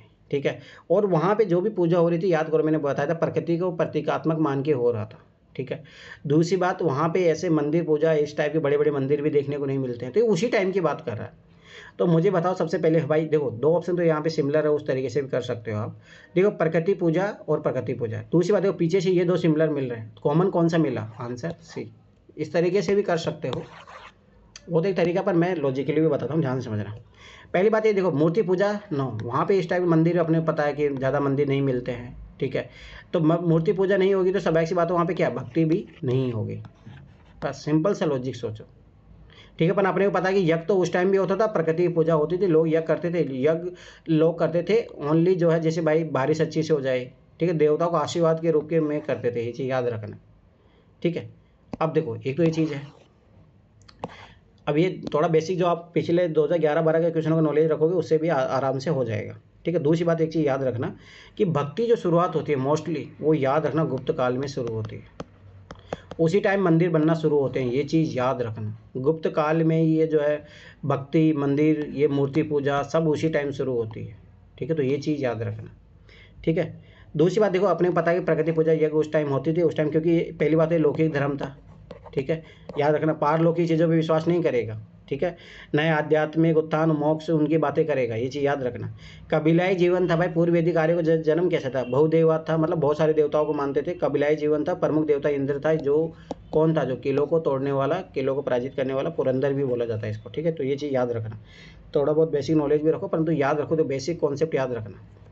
अब देखो यहाँ पे देखो ब्रह्मा समाज के बारे में बहुत अच्छा क्वेश्चन है, ये चीज़ याद रखना। ये आगे जाके बहुत बार क्वेश्चन बन भी सकता है। अब देखो ब्रह्मा समाज के बारे में निम्नलिखित में से कौन सा कथन सही है? अब देखो ध्यान से देखना, इसने मूर्ति पूजा का विरोध किया। हाँ, ये एकदम सही बात है। ब्रह्मा समाज के संस्थापक कौन थे? याद रखो राजा राम मोहन राय। अब इनका थोड़ा बहुत मैं स्टोरी बताता हूँ। अब देखो ना, किसी ने अगर वो मैंने भेजा था वीडियो, भारत की खोज वीडियो देखो जरूर, उससे आपका माइंड हिस्ट्री है ना एकदम पूरा माइंड, जैसे मुझे जैसे आया इनका याद, मतलब जैसे मैंने वो एपिसोड बहुत बार देखे हैं। तो अब देखो वहाँ पे क्या होता है ना, राजा राम पढ़े लिखे व्यक्ति थे, पहली बात एक चीज़ याद रखना। ठीक है, दूसरी बात ये क्या था कि अपनी मतलब ऐसे तो देखो याद हो सती प्रथा के बारे में ना, कल जो मैंने भेजा था उसमें लिखा था 5वीं सदी से ही सती प्रथा चल रही थी। मतलब अब ये तो सोचो कि 18वीं जो सदी थी उस टाइम की बात है। तो राजा राम राय मतलब ठीक है ध्यान देते थे, विरोध भी करते थे, परंतु क्या होता है कि खास जो बाबी होती है ना उनको भी जलाया जाता, तब ये फिर एकदम गुस्सा आता है इनको, फिर अपनी माँ से बात करना सब कुछ छोड़ देते हैं। फिर ये अपना मिशन बनाते हैं कि नहीं अब तो मुझे इस चीज़ को ख़त्म करना ही है, ये चीज़ याद रख लेना। तो फिर जो है ये जो है ब्रह्म समाज की स्थापना करते हैं 1828 में, ये चीज़ याद रखना। और याद करो 1829 में ही सती प्रथा को ख़त्म करने का कानून भी आता है, ये चीज़ याद रखना। ठीक है, तो ये राजा रामन राय जब ब्रह्म समाज की स्थापना करते हैं, इनका क्या उद्देश्य होता है? सबसे पहली बात मैंने कितनी बार बोला, कोई भी नई चीज़ बन रही है तो वो क्या करेगी, जो जो हिंदू धर्म में जो रूढ़िवादी परंपराएं हैं उनका विरोध करेगा। हमेशा ये चीज़ माइंड में रखो। तो ये क्या करते हैं, पहली बात तो एकेश्वरवाद, एक ही ईश्वर को मानते हैं। ये मानते हैं कि यार मुस्लिम सिख धर्म ये सब वो एक ही है, ये सब चाहे अलग अलग मानते हो पर नहीं, वो है एक ही। ठीक। दूसरी बात, अवतारवाद का खंडन करते हैं। ठीक है, ये चीज़ याद रखना। अवतारवाद का खंडन भाई, जैसे अभी कल के अवतार, जैसे वो IIT बाबा अपने आप को कल के अवतार बता रहा है, ऐसे बहुत सारे लोग हैं तो ये उसका खंडन करते हैं, ये चीज़ याद रखना। अब देखो ध्यान समझना, एकेश्वरवाद को मानते हैं तो उसको मूर्ति में तुम कैसे स्थापित कर पाओगे? तो मूर्ति पूजा का तो विरोध करेंगे, एकदम 100% करेंगे, ये चीज़ याद रखना। अब देखो आगे देखो, धार्मिक ग्रंथों की व्याख्या करने के लिए इसने पुरोहित वर्ग को अस्वीकारा। हाँ एकदम सही बात है, ये तो सही चीज़ है ना। मैंने क्या बोला कि जब ये बोल रहे हैं कि अवतारवाद तो कहाँ लिखा है? धर्म ग्रंथों में लिखा है। और दूसरी बात ये जो है समाज में जो है जो छुआछूत जो है ये कौन फैला रहा है? जो उस टाइम के ब्राह्मण लोग, तो वही तो सारे सती प्रथा ये सब सारी चीज़ें कौन फैलाता था? तो समझ बात है, पुरोहित वर्ग को अस्वीकार करेंगे, एकदम सही बात है। ठीक है, पॉजिटिव ढूंढो, उस तरीके से भी क्वेश्चन हो जाएगा। ठीक है, इसने इस सिद्धांत का प्रचार किया कि वेद त्रुटिहीन हैं। अरे ये इसने, मैंने क्या बोला, ये भाई उसको अवतारवाद को नहीं मान रहे, एकेश्वरवाद को, उपासना को प्राथमिकता दे रहे हैं, तो ये वेदों को शैली मानेंगे? याद रखना, ये जो स्टेटमेंट है ये है स्वामी दयानंद सरस्वती का। स्वामी दयानंद सरस्वती, याद रखना, जिन्होंने 1875 में आर्य समाज की स्थापना की थी। इन्होंने तो बोला था वेदों की तरफ लौटो, ये चीज़ याद रखना। तो हमेशा एक चीज़ याद रखना, यूपी से ऐसा ही करते। याद करो कल मैंने बोला था कि वहाँ पे स्वामी विवेकानंद का स्टेटमेंट दे दिया था। ठीक है, तो हमेशा यूपीएससी, देखो इस टाइप क्वेश्चन में याद रखना, जहाँ चांस बनता है यूपीएससी करता है, गेम खेलता है। अब तो अपने पता लग गया दो ही है चीज़, तो ये चीज़ याद रखना। दूसरी बात, एक और चीज़ देखो ध्यान से समझना, एक तो ये चीज़ हो गई, इस तरीके से क्वेश्चन कर सकते हैं। दूसरा देखो, एक लॉजिक, यहाँ पे एक लॉजिक भी है, ध्यान से देखो, इन दोनों स्टेटमेंट में कॉन्ट्रडिक्शन है। क्या, कैसे है? धार्मिक ग्रंथों की व्याख्या के लिए इसने पुरोहित वर्ग को अस्वीकारा और इसने सिद्धांत में प्रचार किया कि वेद त्रुटि है ना। भाई वेदों में तो क्या है? हाँ बोलो सर, ये जो थर्ड स्टेटमेंट है ये तो सही है, क्योंकि इन्होंने तो ये बात कहा ही था कि वेद जो है, वेद में सारी बातें सही नहीं है, जबकि विवेकानंद ने कहा था कि वेदों की ओर लौटो, यानी कि वेद को सही मानते थे। नहीं नहीं नहीं नहीं नहीं नहीं, तुम गलत लॉजिक। देखो ब्रह्मा समाज की स्थापना कहते हैं राजा राममोहन राय। ये जो बात बोली है कि सिद्धांत प्रचार के वेद त्रुटिहीन है, मतलब वेदों में कोई त्रुटियां नहीं है। याद करो, वेदों की ओर लौटो किसका है स्टेटमेंट? स्वामी दयानंद सरस्वती का है। आर्य समाज जो बनाते हैं उनका है ये स्टेटमेंट। और अभी देखो जो तुम बता रहे हो ना, अभी देखो मैं वही तो बताने जा रहा था कि ये गलत क्यों है स्टेटमेंट। यहाँ देखो ये क्या बात कर रहा है, धार्मिक ग्रंथों की व्याख्या के लिए इसने पुरोहित वर्ग को अस्वीकार किया। अब ये क्या बोला, इसने इस सिद्धांत का प्रचार किया कि वेदों की त्रुटि है ना। अगर वेदों में कोई गलती नहीं लिखी तो वेदों की व्याख्या के लिए भाई किसको माना गया? सबसे सर्वोत्तम पुरोहित वर्ग को माना गया। ये तो कॉन्ट्रडिक्शन हो गया। कैसे? तो अगर भाई स्वाभाविक सी बात की तो वेदों को ही मान लो तुम, या पुरोहित वर्ग है उसी को ही मान लो। तो ये तो स्वाभाविक सी बात गलत है ना। सर त्रुटिहीन का मतलब तो सही है ना, कि हाँ वेद में जो सारी चीजें सही नहीं है, कुछ गलतियां भी हैं, उनका कहना। त्रुटिहीन का मतलब हुआ वेदों में कुछ भी गलतियां नहीं है। ये पढ़ो, त्रुटिहीन का मतलब होता है एक भी गलती नहीं है। Yes sir, yes. ठीक है, तो वो चीज़ रखना, उसका मीनिंग समझो। त्रुटिहीन का मतलब होता है एक भी गलती नहीं। इसीलिए मैं बता ना, स्वामी दयानंद सरस्वती का स्टेटमेंट है ये। उन्होंने जब आर्य समाज की स्थापना करते हैं 1875 में, तब बोलते हैं वो कि भाई वेदों की ओर लौटो, क्योंकि वेदों में अच्छी अच्छी चीज़ें हैं। वेदों में ये सती प्रथा नहीं थी, मूर्ति पूजा नहीं थी, इसीलिए वेदों की तरफ लौटो। याद रखना, वो स्वामी दयानंद सरस्वती का स्टेटमेंट है। आर्य समाज वेद को फॉलो करते हैं, हाँ मगर आज भी वो यज्ञ करते हैं जो, वो इसीलिए तो करते हैं। लेकिन वो पंडितों को नहीं बुलाते हैं, वो खुद स्वयं ही करते हैं, वो खुद ही वेद पढ़ते हैं, खुद ही पूजा पाठ करते हैं। ये सही है। ठीक है, अब आ जाओ 82 क्वेश्चन। ये हिस्ट्री का क्वेश्चन है और बहुत अच्छा क्वेश्चन है। याद रखना, जो 2020 में जो क्वेश्चन आया था हुंडी वाला, वो यहीं से है। मतलब श्रेणी में जो श्रेणी सिस्टम होता था ना, यही लोग यूज करते थे। हुंडी का बैंकिंग सिस्टम का यही लोग यूज करते थे। ठीक है, देखो यहाँ पे प्राचीन भारत में देश की अर्थव्यवस्था में अत्यंत महत्वपूर्ण भूमिका निभाने वाले, देखो ध्यान से यहीं लिखा है, अर्थव्यवस्था में अत्यंत महत्वपूर्ण भूमिका निभाने वाले श्रेणी संगठन के संदर्भ में निम्नलिखित में से कौन से कथन सही है? अब देखो पहले एक चीज़ ध्यान समझो। पहली बात तो प्राचीन भारत में है, ठीक है, अर्थव्यवस्था में बहुत इंपॉर्टेंट रोल निभा रहे हैं। और दूसरा बोल रहे कि श्रेणी संगठन, श्रेणी मतलब संगठन है तो कोई ऑर्गेनाइजेशन होगा ना। अब जैसे मैं ध्यान से समझो, जिसके पीछे ऑर्गेनाइजेशन लग जाता है ना, वो उसका मतलब बहुत व्यवस्थित तरीके से वो चल रहा है। जैसे इस्कॉन, अब ये ध्यान समझना, देखो मैं क्यों बता रहा हूँ। अब देखो इसको समझना, ये क्वेश्चन सोल्व कर लोगे। देखो इस्कॉन के अपने जो है नियम के अपने कानून कायदे होते हैं, जो वहाँ पे ब्रह्मचारी होते हैं, कितने बजे उठना है, क्या है, सबके अपना नियम है। अगर वहाँ पे कुछ आंतरिक झगड़े होते हैं तो वहाँ की जीबीसी एक मीटिंग, जीबीसी एक होती है, कमेटी होती है, ध्यान समझना, वही निर्णय लेती है। अगर मान लो कोई विवाद हो जाता है तो वो निर्णय लेती है उनके सदस्यों के लिए। ये चीज़ हमेशा याद रखना, ठीक है। तो किसी चीज़ के संगठन के पीछे लग गया ना, अब देखना अब कैसे आंसर आएगा इस क्वेश्चन का, ध्यान से समझना। प्रत्येक श्रेणी राज्य की एक केंद्रीय प्राधिकरण के साथ पंजीकृत होती थी। अब मैंने क्या बोला, क्या इस्कॉन जो है सरकार से जुड़ी हुई है? नो, बिल्कुल ही नहीं, अपनी स्वतंत्र संस्था है भाई। क्या, ठीक है, ये बोला पंजीकृत होती थी और प्रशासनिक स्तर पर राजा का उनका प्रमुख होता था। ये तो वही बात होगी, इस्कॉन का प्रमुख कौन है? इस्कॉन का प्रमुख भाई इस्कॉन के मेंबर है, उन्हीं में से होता है। जैसे जीबीसी को हेड थे अभी गोपाल कृष्ण दास थे, वो अभी खत्म हो गए हैं, पिछले साल ही खत्म हुए थे। हाँ, तो वो है भाई, कोई प्रधानमंत्री से लिए इसका हेड, गलत, ठीक है, जैसे गलत करोगे। अब आगे बढ़ो। श्रेणी ही वेतन, काम करने के नियमों, मानकों और कीमतों को सुनिश्चित करती थी। हाँ, मैंने क्या बोला, जैसे इस्कॉन है भाई, इस्कॉन में जितने कर्मचारी काम करते हैं तो भाई यही डिसाइड करेंगे ना, जीबीसी डिसाइड करती है भाई किसको कितना पैसा मिलेगा, प्रधानमंत्री से ही आएगा डिसाइड करने, एकदम सही बात है। श्रेणी का अपने सदस्यों पर न्यायिक अधिकार होता है। हाँ, मैंने क्या बोला, इस्कॉन के जैसे मान लो कोई ब्रह्मचारी होते हैं, अगर कोई गलती करते हैं तो ये जीबीसी होती है ना, यही काम करती है, गवर्निंग बॉडी, इसका नाम ही यही है, गवर्निंग बॉडी, तो गवर्न करती है। अगर बाहर किसी ने गलती की तो उसको क्या सज़ा दी जाएगी। जैसे ऐसा होता है इस्कॉन में, जैसे मान लो कोई 4 बजे बाद में उठ रहा है तो उसको सज़ा मिलती है कि आज तुम पूरी सफाई तुम ही करोगे। मैं खुद रहा हूँ इसलिए मैं बता रहा हूँ। तो ये चीज़ हमेशा समझना, ऑर्गेनाइजेशन जिसके पीछे लिखा है तो उसके खुद के रूल्स रेगुलेशन होते हैं, ये चीज़ हमेशा याद रखना। जैसे करोगे दूसरा और तीसरा आपका आंसर आ गया, ठीक है। एक तो ये चीज़ थी। अब आगे देखो, एक चीज़ मैंने ये इसीलिए हमेशा याद रखना, ये वर्ड पकड़ा करो, संगठन पकड़ो, कोई भी आप पकड़ लो, कोई एनजीओ पकड़ लो, कोई भी कुछ भी पकड़ सकते हो, ठीक है। अब देखो ये वाला स्टेटमेंट में कॉन्ट्राडिक्शन है। कैसे कॉन्ट्राडिक्शन है, ध्यान से समझो।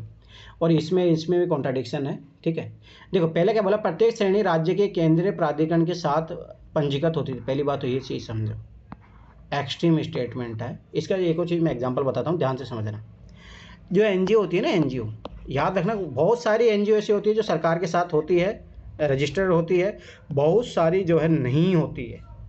ये क्या बोल दिया, प्रत्येक, ये तो ऐसे एक्सट्रीम स्टेटमेंट हो गया। पहली बात तो ये चीज़ याद रखना, ठीक है। फिर आगे क्या बोला, प्रत्येक श्रेणी राज्य के केंद्रीय प्राधिकरण के साथ पंजीकृत होती है। मान लो कुछ होती, कुछ वो बोलता तो फिर भी सोचते अपन। दूसरा, और प्रशासनिक स्तर पर राजा उनका प्रमुख होता है। मुझे बताओ एनजीओ का प्रमुख कौन होता है, प्रधानमंत्री होता है क्या? तो वही चीज़ है कि भाई 27 बहुत सारी एनजीओ होती है, क्या सबका वही होगा क्या? तो इस तरीके से गलत है। दूसरी बात बोला कि श्रेणी का अपना सदस्य पर न्यायिक अधिकार होता है। अगर सोचो कि श्रेणी का अपने सदस्य पर न्यायिक अधिकार है तो उनका जो प्रमुख है, अगर मान लो इस स्टेटमेंट सही मानते हैं, राजा उनका प्रमुख होता है, तो राजा के नियमों के अनुसार होगा ना फिर, तो फिर इनके श्रेणी सदस्यों को कैसे होगा? तो ये चीज़ भी सोच सकते। दूसरा, श्रेणी वेतन काम करने के नियमों, मानकों, कीमतें सुनिश्चित करती है। अगर भाई पंजीकृत होगी तो भाई उनके अनुसार डिसाइडेड होगा ना, तो ये चीज़ हमेशा याद रखो। तो पहला स्टेटमेंट तो दोनों स्टेटमेंट कॉन्ट्राडिक्शन कर रहा है, दोनों एक ही चीज़ बात कर रहा है, ये एकदम ओड जा रहा है, ये दोनों एक बात कर रहा है। तो उस तरीके से आप क्वेश्चन को कर सकते हो, बहुत सारे तरीके में बता दिए, ये चीज़ याद रखना। दूसरी बात याद रखना, श्रेणी संगठन थे वो वित्तीय और बैंकिंग प्रशासनिक कार्य सब करते थे। और मैं बता रहा हूँ हुंडी वाला काम यही लोग करते थे, इसलिए यूपीएससी ने आगे जाके यही क्वेश्चन बार बार पूछा, ठीक है। तो ये चीज़ याद रखना। चलो आगे बढ़ो।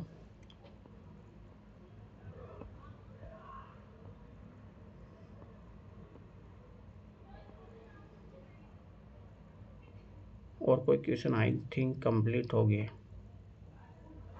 ठीक है। अब फटाफट से 2013 भी करते हैं।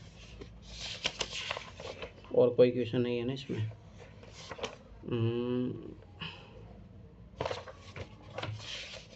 ठीक है, 2013 करते हैं अपन। देखो हिस्ट्री में एक चीज़ देखो, क्वेश्चन रिपीट हो रहे हैं, ये चीज़ याद रखना, हिस्ट्री में बहुत क्वेश्चन आपको रिपीट मिलेंगे। अब देखो कल जो अपन किए थे वहीं से कितने क्वेश्चन रिपीट हुए हैं। अब ये आगे जब आप इन चीज़ों को एक साथ लेके जाओगे, बहुत सारे क्वेश्चन रिपीट मिलेंगे आपको, बहुत सारे। मॉडर्न हिस्ट्री के 2024 में कितने प्रश्न आए थे सर? अरे मॉडर्न हिस्ट्री का भी वेटेज बहुत है, 2 या 3 क्वेश्चन आए थे। अब वो डिपेंड करता है तुम पॉलिटी वाले क्वेश्चन को, जैसे 1935 एक्ट है, अब उसको किस में गिन रहे हो तुम वो वाली बात भी तो है ना। चलो ठीक है, तो देखो यहाँ से यहाँ पहला क्वेश्चन आ गया, ध्यान से देखना। अब ये क्वेश्चन 2022 में भी रिपीट हुआ है आगे जाके, ठीक है, ध्यान से देखना। ये क्वेश्चन जो चौथा क्वेश्चन है आगे जाके 2022 में भी रिपीट होता है, ठीक है, ध्यान से समझना इस क्वेश्चन को। देखो इसमें बहुत सारी ट्रिक लगेगी भी, ध्यान से देखो।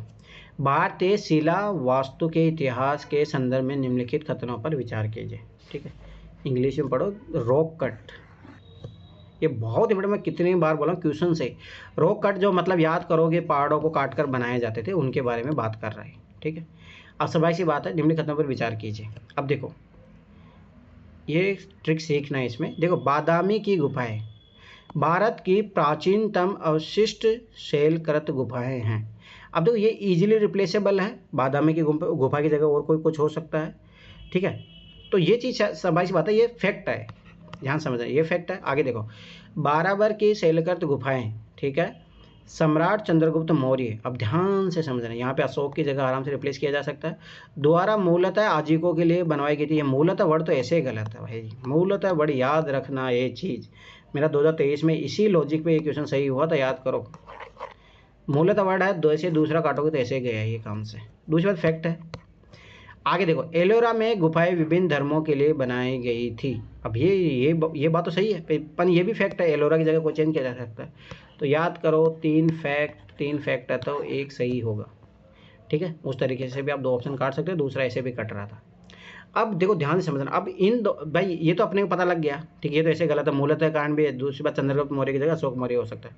अब यहाँ देखो, बादामी की गुफाएं भारत की प्राचीनतम अवशिष्ट शैलकृत गुफाएं, और ये बोला एलोरा में गुफाएं विभिन्न धर्मों के लिए बनाई गई थी। अब इनमें ज़्यादा पॉसिबल चांसेस किसका हो जाएगा सही होने का। दूसरी बात पता है कि बादामी गुफा की जगह तो भाई भीमबेटका तो सबसे प्राचीन मिलती है ना अपने को, भाई भीमबेटका की गुफाएं सबसे प्राचीन है, ठीक है। तो ये चीज़ याद रखना, पहला गलत है, तीसरा अपना सही होगा। अब देखो इनके बारे में थोड़ा सीखो, यही क्वेश्चन आगे जाके बार बार पूछेगा, ठीक है। तो याद रखना, पहली बात है एलोरा याद रखना महाराष्ट्र में है, ठीक है।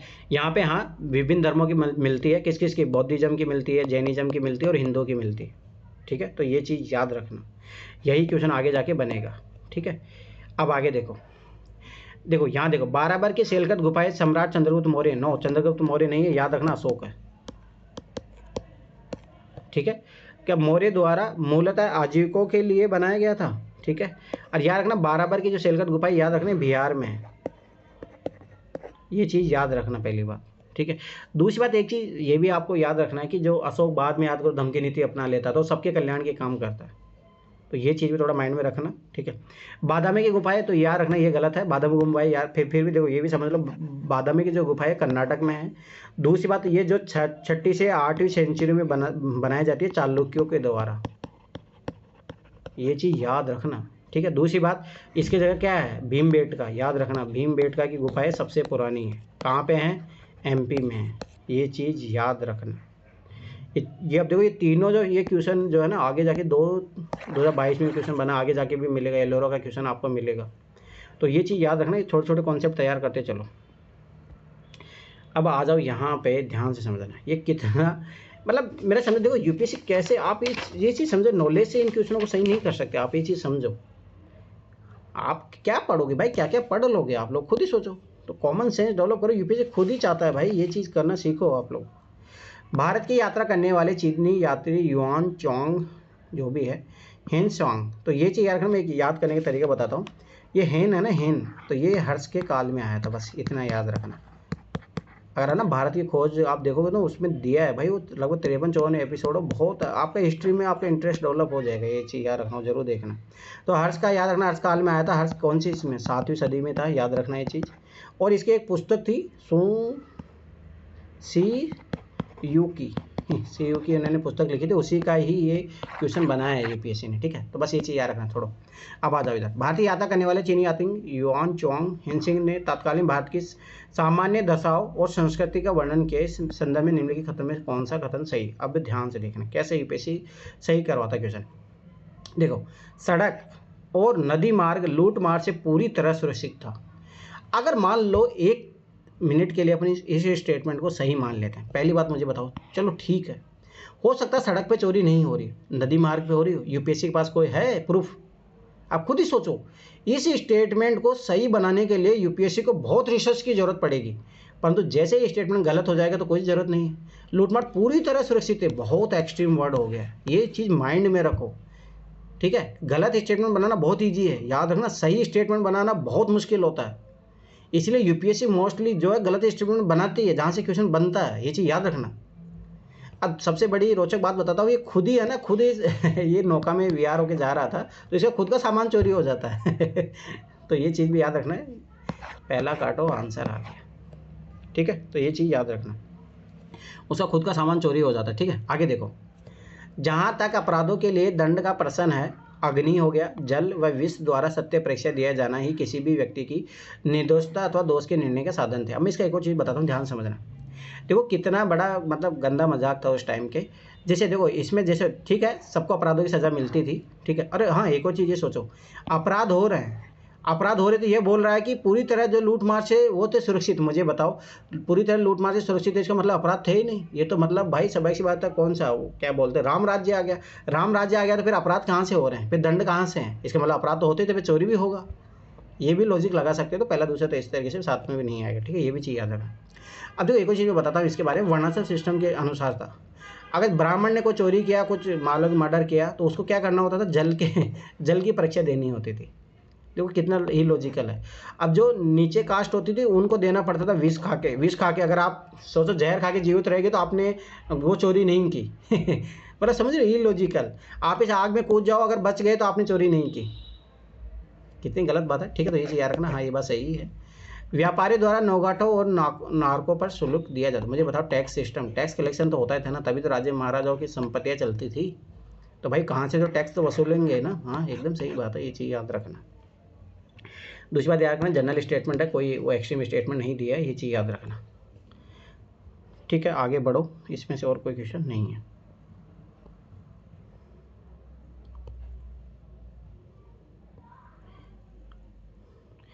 तो ये देख, एक हमेशा एक चीज़ याद रखना, देखो यूपीएससी खुद हेल्प करती है यार, आप वो ये जब तक नहीं पकड़ोगे तब तक ये मिलेगा भी नहीं फिर ये चीज़।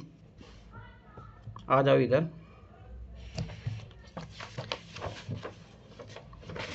अब देखो ये बंगाल का आंदोलन है। अब देखो यूपीएससी देखो कैसे हेल्प करती है, ये चीज़ याद रखना। बंगाल के एरिया में हो रहा है, ठीक है। तीभागा देखो इससे लॉजिक लगाओ, तीभागा मतलब 3 भाग करना। किसान आंदोलन की क्या मांग थी। अब देखो किसानों का आंदोलन है, पहली बात। तीभागा कुछ नाम दिया जा रहा है बंगाल एरिया में, ठीक है, ध्यान से समझना। किसान आंदोलन की मांग थी कृषकों के समस्त ऋणों को रद्द करना मुझे बताओ ये पॉसिबल होगी, एक्सट्रीम स्टेटमेंट, ठीक है। आगे देखो, जमींदारी प्रथा का उन्मूलन तथा कृषि दासता का अंत, ये भी एक्सट्रीम स्टेटमेंट हो गया। मुझे बताओ जमींदारी प्रथा का उन्मूलन हो जाएगा, उन्मूलन मतलब समझ रहे हो, जड़ से खत्म। चलो इसको तो चलो मान भी लिया जाए। मुझे बता, पहली बात तो ये सोचो, कानून बनाने के बाद में क्या अपराध रुकते हैं, नो, कि किसानों की मांग करने से क्या वो चीज़ होगी। पहली बात, मांग भी जो चीज़ें रखी जाएगी वो पॉसिबल वे में रखी जाएगी ना। कृषि दासता, मुझे बता कृषि दासता को कैसे खत्म कर सकते हो आप, आज भी है वो, तो गलत, एक्सट्रीम स्टेटमेंट, ठीक है। आगे देखो, भूमि का वास्तविक खेतिहर होने के नाते भूस्वामित्व कृषकों को प्रदान करना। अरे आप ये चीज़ सोचो, यहाँ पे अगर ऐसी कोई मांग होती तो अलग होता ना इसका नाम, ठीक है। ये चीज़ हमेशा याद रखो, ठीक है। तो ये भी दूसरी बात इम्पॉसिबल है, कभी चाहेंगे कि आज भी जैसे किसान जिन पे खेती करेंगे उनको दे दिया जाता है कि खेती, नो, ठीक है, गलत बात। जमींदारों की हिस्सेदारी को फसल के आधे भाग से कम करके 1/3 करना। हाँ ये मेरे क्वेश्चन की डिमांड से एकदम 3 भागा। भाई पहले वो 2/3 ले रहे थे, आधे भाग से मतलब 2 सोचो 50% ले रहे थे, उसकी जगह बोलो उनको 33% ही देंगे। हाँ ये आंदोलन तो भाई समझ पाता है, रियलिस्टिक है, ये चीज़ समझो रियलिस्टिक है। तो ये बात सही है, 100% यही आंसर होगा। तो ये चीज़ हमेशा याद रखना, लॉजिकली सोचा करो, ठीक है। दूसरी बात मैंने क्या बोला था, 2 ऑप्शन सिमिलर दिए रहते हैं। देखो यहाँ पे जमींदारों की हिस्सेदारी फसल के आधे भाग से कम करके तय करना, जमींदारी प्रथा उन्मूलन और कृषि दासता, तो इन दोनों में से आंसर होगा, ये दोनों ऑप्शन तो ऐसे गए। दूसरी बात याद रखना कि 1946 से लेकर 1950 तक ये आंदोलन चलता है, ठीक है। इसके प्रमुख नेता कौन कौन थे वो भी लिख लो एक बार। प्रमुख नेता थे इसके कृष्ण विनोद, ठीक, ऐसे यूपीएससी पूछेगा नहीं इतना तो फिर भी ठीक है। कृष्ण विनोद थे, राय थे, अवनी लाहिड़ी थे, ठीक है, और सुनील सेन थे। इतना यूपीएससी नहीं पूछेगा, मेन आंदोलन होता है उनके बारे में पूछता है। चलो ठीक है, आगे बढ़ो। ये क्वेश्चन नहीं है।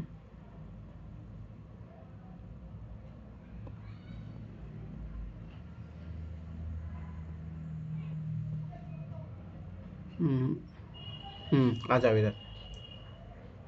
अब देखो इसमें कितना इजीली लॉजिक लगता है। अब देखो हमेशा एक चीज़ आ रहा है, मैंने कितनी बार बोला, जब भी दो क्वेश्चन अंतर करने का पूछा जाता है तो वहीं क्वेश्चन आंसर छुपा रहता है।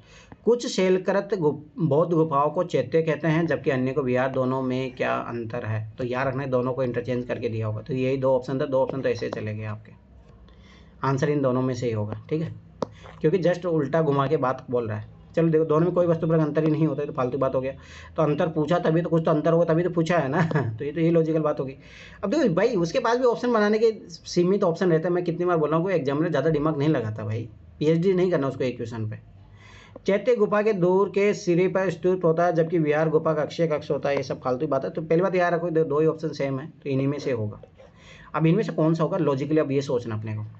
ये क्या बोला, विहार जो है पूजा स्थल होता है जबकि चैत्य जो है बौद्ध भिक्षुओं का निवास स्थान है। यहाँ पे क्या बोला, चैत्य पूजा स्थल होते हैं जबकि विहार बौद्ध भिक्षुओं का निवास स्थान होता है। मुझे बताओ, विहार का मतलब होता है बस जाना, जैसे नेहरू विहार, मुखर्जी नगर, गांधी विहार, ये सब आप लॉजिकली सोचोगे। विहार का मतलब रहने का स्थान होता है।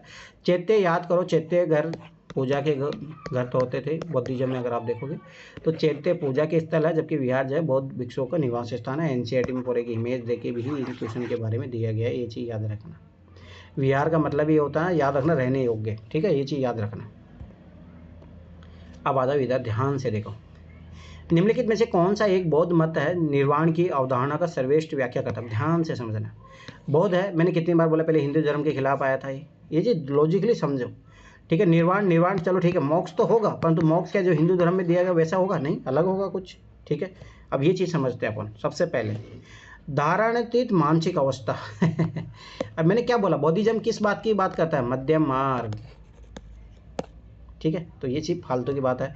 परमानंद, विश्राम की स्थिति, ये सब फालतू बात है। सभी को पूर्णतः अस्तित्वहीन करना है, ये सब फालतू बात है। तृष्णा रूपी अग्नि का समन करना, हाँ ये हुई ना बात, इच्छाओं का दमन करो, यही तो सबसे बड़ी बात है। बौद्धिज्म यही तो सिखाता है। देखो आप बहुत ज़्यादा भोगवादी होना चाहते हो, बहुत ज़्यादा तपस्या करना चाहते हो, नहीं। मिड का पाथ, मिड का मतलब जो अच्छा है, मनुष्य जो इच्छाओं का ही जो है वो रहता, शिकार रहता है, उसका तृष्णा रूपी जो अग्नि का समन करो। हमेशा जो इंसान जो परेशान रहता है उसके कारण ही यही है। ठीक है, तो ये चीज़ याद रखना, तृष्णा रूपी अग्नि का समन करना। ठीक है, ये चीज़ याद रखना। अब दूसरी बात, अष्टांगिक मार्ग में देखोगे ना, बुद्धिज्म का क्या है, अष्टांगिक मार्ग है। अष्टांगिक मार्ग में जो इसी चीज़ को ख़त्म करने का प्रयास किया गया है, उसमें ध्यान, धारणा, समाधि, ये सारी चीज़ें आती है, उसके द्वारा जो तृष्णा रूपी अग्नि को समन करने का प्रयास किया जाता है। ये चीज़ याद रखना। अब आ जाओ इधर, ये वाला क्वेश्चन है, दोनों क्वेश्चन। साइमन कमीशन आने के विरुद्ध भारतीय जन आंदोलन क्यों हुआ? याद करो, मैंने करवाया भी था, 1927 में आया था, 7 सदस्य था, सारे के सारे जो थे यूरोपीय थे, इसीलिए विरोध किया गया था इसका। ठीक है, अब देखो एक तो ये लॉजिक था, आपको पता भी होना चाहिए, तो ठीक है, ये तो मैंने बता भी दिया था उधर। देखो साइमन कमीशन आ रहा है, तो कमीशन मैंने कितनी बार बोला, कोई भी रिकमेंडेशन सुझाव देने, ये सब चीज़ें आता है। भारतीय जन आंदोलन क्यों हुआ? भारतीय लोग उसका विरोध कर रहे हैं। अब देखो विरोध तो कुछ ना कुछ अच्छा कारण होगा। भारतीय 1919 के अधिनियम की कार्यवाही का पुनर्रक्षण कभी नहीं चाहते थे। कितना इलॉजिकल एक्सट्रीम स्टेटमेंट, काटो। ठीक है, आगे देखो।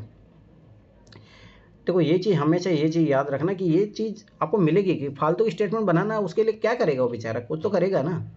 आगे देखो, साइमन कमीशन ने प्रांतों में द्विशासन की समाप्ति की संस्तुति की थी। ये तो पॉजिटिव चीज़ है भाई। अब मैंने कितने बार बोला, अंग्रेजों को नेगेटिव चश्मे से देखो, ये तो पॉजिटिव चीज़ है, तो ये तो गलत हो गया ना। ठीक है, तो भाई भारतीयों के लिए फायदेमंद है, भारतीय क्यों आंदोलन करेंगे? ठीक है, याद रखना है हमेशा ये चीज़। ठीक है, साइमन कमीशन में कोई भी जो है भारतीय सदस्य नहीं था, हाँ ये तो फिर भारतीय विरोध करेंगे। ठीक है, ये चीज़ याद रखना।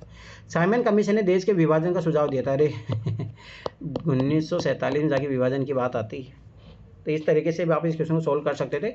नहीं भी पता था तो आप गलत तरीके भी निकाल के, मतलब रिडक्शन मेथड से भी कर सकते हो, ये चीज़ याद रखना। और वही तरीका अपनाते हैं जब मान लो कि अपने एग्जैक्ट नई इन्फॉर्मेशन पता हो। भारत छोड़ो आंदोलन कितनी बार बताया? 8 अगस्त 1942 पहली बात। ठीक है। वर्धा मीटिंग में इसकी बैठक होती है, वहाँ से डिसाइड होता है। याद करो, कल ही मैं करवा दिया था कि सारी चीज़ें, ठीक। अब बस इतना पता करो, ठीक है। कैबिनेट मिशन मैंने कितने बार बोला, 1946 में आया। किसकी प्रतिक्रिया में प्रारंभ हुआ था, मैंने कल करवाया था, क्रिप्स मिशन। क्रिप्स मिशन कब आया था, 1942, याद रखना ये चीज़। साइमन कमीशन रिपोर्ट अब देखो ये तो गलत बात है, 1927 में आया था, ठीक है। वेवेल योजना याद रखना 1945 में आई थी। अब लॉजिकली भी सोचो तो सबसे नज़दीक कौन आ रहा है, 1942 क्रिप्स प्रस्ताव, तो वही आंसर होगा इसका। अब ये तो ये चीज़ें पता होनी चाहिए आपको, ठीक है। अब आ जाओ, ये वाला क्वेश्चन है अपने पास सिंधु घाटी सभ्यता का, जो भी कल भी अपन किए थे, ध्यान से देखना। निम्नलिखित में से कौन से लक्षण जो है सिंधु सभ्यता के लोगों को सही चित्रण करते हैं। मैंने बोला कोई सभ्यता बन रही है, सिविलाइज होंगे, सिविलाइज बनने में बहुत सारा टाइम लगता है, ये चीज़ याद रखना। और आज भी अपने एक क्वेश्चन किए हैं। अब देखिए यही क्वेश्चन 17 में आया, 18 में आया, 19 में आया, यही क्वेश्चन आगे जाकर कितनी बार रिपीट हुआ, 11 में भी आया है, ठीक है। अब लोगों का सही चित्रण करता है, ध्यान से समझो। ये स्टेटमेंट उपयुक्त में कोई भी सही नहीं, इस टाइप के स्टेटमेंट बनते हैं ना, इन्हीं में से आंसर आता है। कभी ये तीनों सही होता है ना, मोस्टली बी आर वाला आंसर आने की प्रोबेबिलिटी रहती है, ठीक है, कोई नहीं। उनके विशाल महल और मंदिर होते थे, बस यही तो अभी सीखे थे भाई। प्राकृतिक पूजा के थे, यज्ञ करते थे वो लोग, आम जीवन थे। बड़े बड़े मंदिरों का कोई वो साक्ष्य मिलता ही नहीं है, ये चीज़ हमेशा याद रखना। वे देवी और देवता दोनों की पूजा करते थे, हाँ याद करो, माता देवी की भी उपासना करते थे, इंद्र की भी पूजा करते थे, और वो लोकवादी थे, मतलब पारलौकिक ज़्यादा नहीं थे, ठीक है, ये चीज़ याद रखना। अपनी जो नेचर की आवश्यकता थी उसके अनुसार वो पूजा पाठ करते थे। बारिश हो जाए, उग्रा देवी थी, उसकी भी पूजा पाठ करते थे वो लोग, ठीक है। वे युद्ध में घोड़ों द्वारा खींचे गए रथों का प्रयोग करते थे। अब देखो ध्यान से समझना, पहली बात, घोड़ों का साक्ष्य ऐसे बहुत कम मिलता है, ठीक है, कहीं एक आध जगह से मिल भी जाता है, परंतु याद रखना घोड़ों द्वारा रथ का खींचने का तो साक्ष्य कहीं नहीं मिलता। ये कहाँ मिलता है, वैदिक काल में आके, याद रखना ये चीज़। किसके द्वारा, आर्यों के द्वारा। आर्य मतलब राम वाम जो थे उस टाइम, याद करो जब ये महाभारत हुई, रामायण हुई, उसमें किसका यूज होता है, रथों का प्रयोग होता है। उस टाइम जो है पहली बार रथों का प्रयोग लिया जाता है, याद रखना, वैदिक काल में, ना कि सिंधु घाटी सभ्यता में, ये चीज़ रखना, ठीक है। तो ये चीज़ याद रखना, ये पता होनी चाहिए ये चीज़। ये क्वेश्चन यही आगे जाके बहुत बार रिपीट होगा ये क्वेश्चन। चलो आ जाओ इधर, जैन सिद्धांत। देखो अब देखो कितना यूपीएससी फेवरेट है, ऐसे ही फेवरेट नहीं बना है कोई चीज़, इतने हज़ारों सालों से क्वेश्चन पूछ रहा, मतलब पिछले 15 सालों से क्वेश्चन बन रहा है। अब उधर देखिए ना, उधर भी बहुत बार आएगा। निम्नलिखित में से कौन सा कथन जैन सिद्धांत के अनुरूप है। अब देखो ना, पीछे जो अपने पीवाई करे वो याद होने चाहिए आपको, तब आराम से हो जाएगा, ठीक है। तो ये चीज़ याद रखना, जैन सिद्धांत के अनुरूप है, अनुरूप है। अब देखो कोई बस एक्सट्रीम ना मिले, अपने को आराम से हो जाएगा, ठीक है। कर्म को विनिष्ट करने का सुनिश्चित मार्ग तपस्या है। याद करो मैंने क्या बोला, जैन क्या करते हैं, बहुत ज़्यादा तपस्या करते हैं, याद रखना ये चीज़, हाँ एकदम सही बात है। कर्म को ख़त्म करना मैंने बोला था, दोनों याद करो, अपन पहले जो क्वेश्चन किए थे उसी में था। कर्मवाद का इनका जो है ख़त्म करना, इनका तो मेन कॉन्सेप्ट होता है। प्रत्येक वस्तु में चाहे वह सूक्ष्मतम कणो आत्मा होती है, यही तो चीज़ है जो जैनिज्म में अलग बनाता बुद्धिज्म से। याद रखना, बुद्धिज्म में आत्मा को नहीं मानते। यही 2023 का क्वेश्चन था। अगर आपको ये क्वेश्चन आता, ये वाला स्टेटमेंट याद होता तो आप कर लेते। मैंने इसी स्टेटमेंट की सहायता से क्वेश्चन सही किया था, इसीलिए मैं बोल रहा हूँ क्यों ऑप्शन याद होने चाहिए, ये है कारण, ठीक है। अब देखो दूसरा सही है, ठीक है, आगे पढ़ो।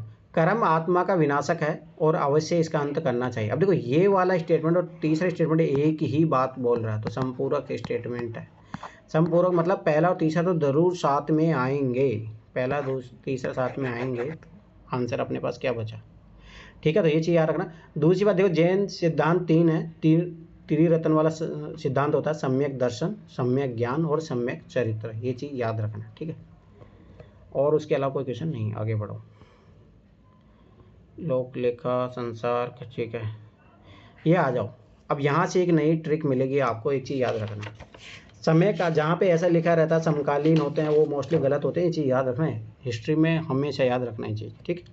दूसरी बात देखो, इनमें से कौन सा उस समय उपदेश देते थे जब लोधी वंश का पतन हुआ और बाबर सत्तारूढ़ हुआ। याद रखो, लोधी वंश का पतन होता है 1526 का, जो पानीपत का प्रथम युद्ध होता है, याद रखना ये चीज़।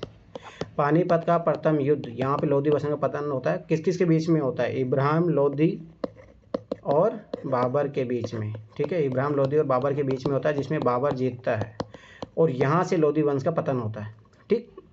अब एक चीज़ याद रखना, देखो यही क्वेश्चन देखो, ये 2019 में रिपीट हुआ, ठीक है, यही क्वेश्चन 2018 में रिपीट होगा। ठीक है, बहुत बार रिपीट होता है। ठीक है, पहली बात 3 फैक्ट है, एकदम फिक्स से पूछा है टाइम पीरियड का, तो 3 में से याद रखना एक ही स्टेटमेंट आंसर होगा। 3 फैक्ट है तो एक सही होता है, डायरेक्ट तो ट्रिक लगेगी। ठीक है, पहली बात तो एक तो ये चीज़ हो गई।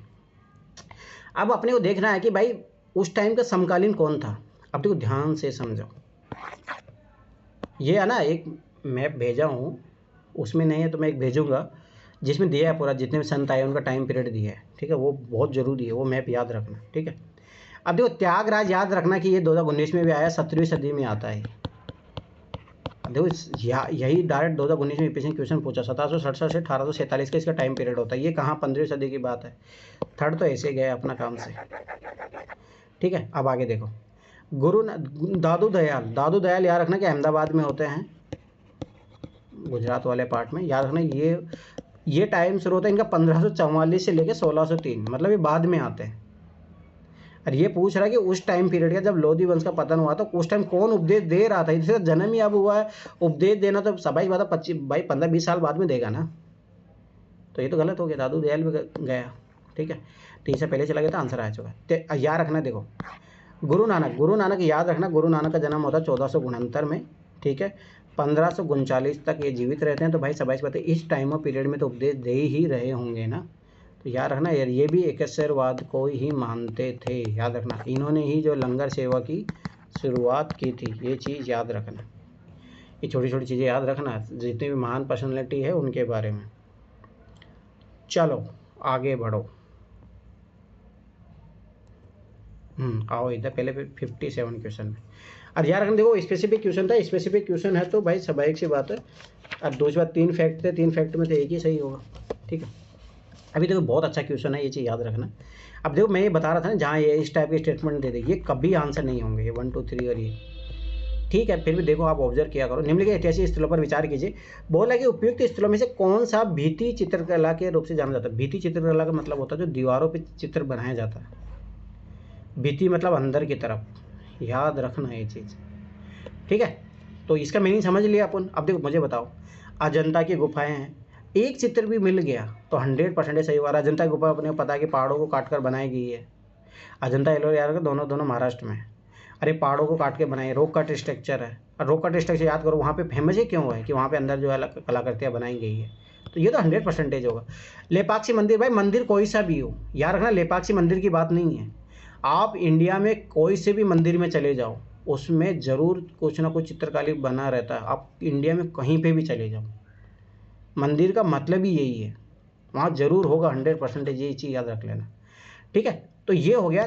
ठीक है, अभी देखो ये दोनों जो ढांचे हैं, ध्यान समझना, ये दोनों ढांचे ऐसे तरीके से हैं और अंदर उसमें खुली जगह रहती है। ठीक है, अब 1 और 2 तो होगा। ठीक है, अब ये तीसरा क्यों नहीं है, मैं इसका लॉजिक बताता हूँ, ध्यान से समझना। स्तूप क्या होते हैं, पहले साथी, चाहे स्तूप कोई सा भी हो, पहली बात याद रखना कि अर्ध अंडाकार संरचना होती है स्तूप की। और याद रखना कि यहाँ पे हर्मिका, पवित्र दंड, ये चीज़ याद रखना। ये सभी यहाँ जो मेन जो इसका स्थल है ऊपर है, अंदर तो ये खोखला रहता है भाई, ठोस नुमा कुछ भी मान लो। बाहर इसका प्रदक्षिणा पथ होता है, सब कुछ यहाँ होता है, यहाँ तोरण द्वार होता है, सब कुछ बाहर होता है। बाहर की भाई ये बोल रहा बीती चित्रकला, भीतर कुछ जगह हो ही नहीं तो जहाँ चित्र बनाओगे। याद रखना स्तूप कहीं पे भी हो, कहीं पे कोई आपको भीती चित्रकला नहीं मिलेगी, ये लॉजिक याद रखना। ठीक है, दूसरी बात याद रखना, देखो लेपाक्षी मंदिर जो है इनके बारे में बता देता हूँ। तो ये लॉजिक याद रखना, यहाँ पे कोई सा भी मंदिर आ जाता तब भी आंसर होता। ठीक है, या अजंता एलोरा कोई भी गुफाएं आ जाती वहाँ पे भी होता। याद रखना गुफाएं मंदिर दोनों जो होगी, हर स्तूप में कभी नहीं होगा, ये चीज़ याद रख लेना। दूसरी बात देखो अजंता जो है, याद रखना अजंता की गुफाएं बनाई थी वाकाटक राजवंश था, उसमें राजा हरिसेन ने बनाया था। ठीक है, याद रखना वाकाटक है ना, वारंगल जो है आज का आंध्र प्रदेश, उधर ये राज करते थे लोग। ठीक है, लेपाक्षी मंदिर याद रखना कि विजयनगर साम्राज्य में है, आंध्र प्रदेश में, ये चीज़ याद रखना। ठीक है, लेपाक्षी मंदिर में याद रखना इसमें 3 जो है शिव का और विष्णु और वीरभद्र का मंदिर है। ठीक है, लेपाक्षी मंदिर में याद रखना कि जो नंदी है सबसे बड़ा नंदी यहीं पे है लेपाक्षी मंदिर में। और जब आप IAS बनोगे तो यहाँ पे भारत दर्शन पे लेके जाया जाता है, ये चीज़ याद रखना। तो जल्दी बना और घूमो। चलो ठीक, आगे देखो। अब देखो ये क्वेश्चन है ना, आगे जाके बहुत बार रिपीट होगा। ठीक है, यही वाला क्वेश्चन जो है बहुत बार NCERT में डायरेक्ट एकदम पूरा डायग्राम बनाया गया है। भारत में, इंडिया की बात कर रहा है, दार्शनिक विचार के इतिहास के संबंध में, ठीक है, दार्शनिकों के विचार, सांख्य संप्रदाय से संबंधित निम्नलिखित कथनों पर विचार कीजिए। सांख्य संप्रदाय याद करना, इसके पहली बात याद रखना, संस्थापक कौन थे? कपिल मुनि थे, याद रखना ये चीज, ठीक है। अब देखो कैसे यूपीएससी जो है क्वेश्चन सही करते हैं, ध्यान से देखना। सांख्य पुनर्जन्म या आत्मा के अवगमन सिद्धांत को स्वीकार नहीं करता। चलो मान लिया जाए ये स्टेटमेंट सही है। अब अगला स्टेटमेंट पढ़ो, ये बोला है न तो आत्मा को मानता है न पुनर्जन्म को मानता। चलो ठीक है, सांख्य की मान्यता है, मैंने कितनी बार बोला, जरूर एक स्टेटमेंट वो एक्सप्लेन करेगा, एक्सप्लेन जो करेगा वो हमेशा सही होगा। सांख्य मानता है कि आत्मज्ञान ही मोक्ष की ओर ले जाता है, न कि कोई बाह्य प्रभाव अथवा कारक। तो मैंने क्या बोला, ये एक्सप्लेन कर रहा है। और ये क्या बोला, आत्मज्ञान, भाई आत्मज्ञान तो होना जरूरी है। और ये बोल रहा है कि आत्मज्ञान, आत्मा का जो है सिद्धांत को स्वीकार ही नहीं करते, तो कॉन्ट्रडिक्शन हो गया। कॉन्ट्रडिक्शन हो गया, दोनों से सही नहीं होंगे, नहीं दोनों गलत होंगे, दोनों में से एक जरूर सही होगा। अब मैंने क्या बोला, यहाँ नोट लगा रहा तो इससे गलत होने की प्रोबेबिलिटी बहुत ज़्यादा है। दूसरी बात ये तो एक्सप्लेन कर रहा है, एक्सप्लेन करने वाला स्टेटमेंट हमेशा सही होगा। एक चीज़, पहला सही दूसरा गलत, ये चीज़ याद रखना, ये ट्रिक बहुत जगह लगेगी, ठीक है। जहाँ कॉन्ट्रडिक्शन कर रहा है तो बस समझ बात है, दोनों में से एक तो जरूर होगा, ठीक है। आगे बढ़ो,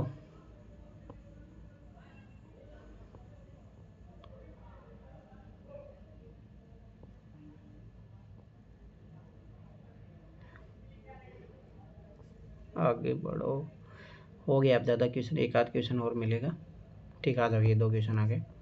देखो ये, अब देखो ये क्वेश्चन, देखो मैं फिर बताऊँ चाहे कितने भी बड़े क्वेश्चन बना ले, ट्रिक हमेशा अपनी लगेगी, ये चीज़ याद रखना।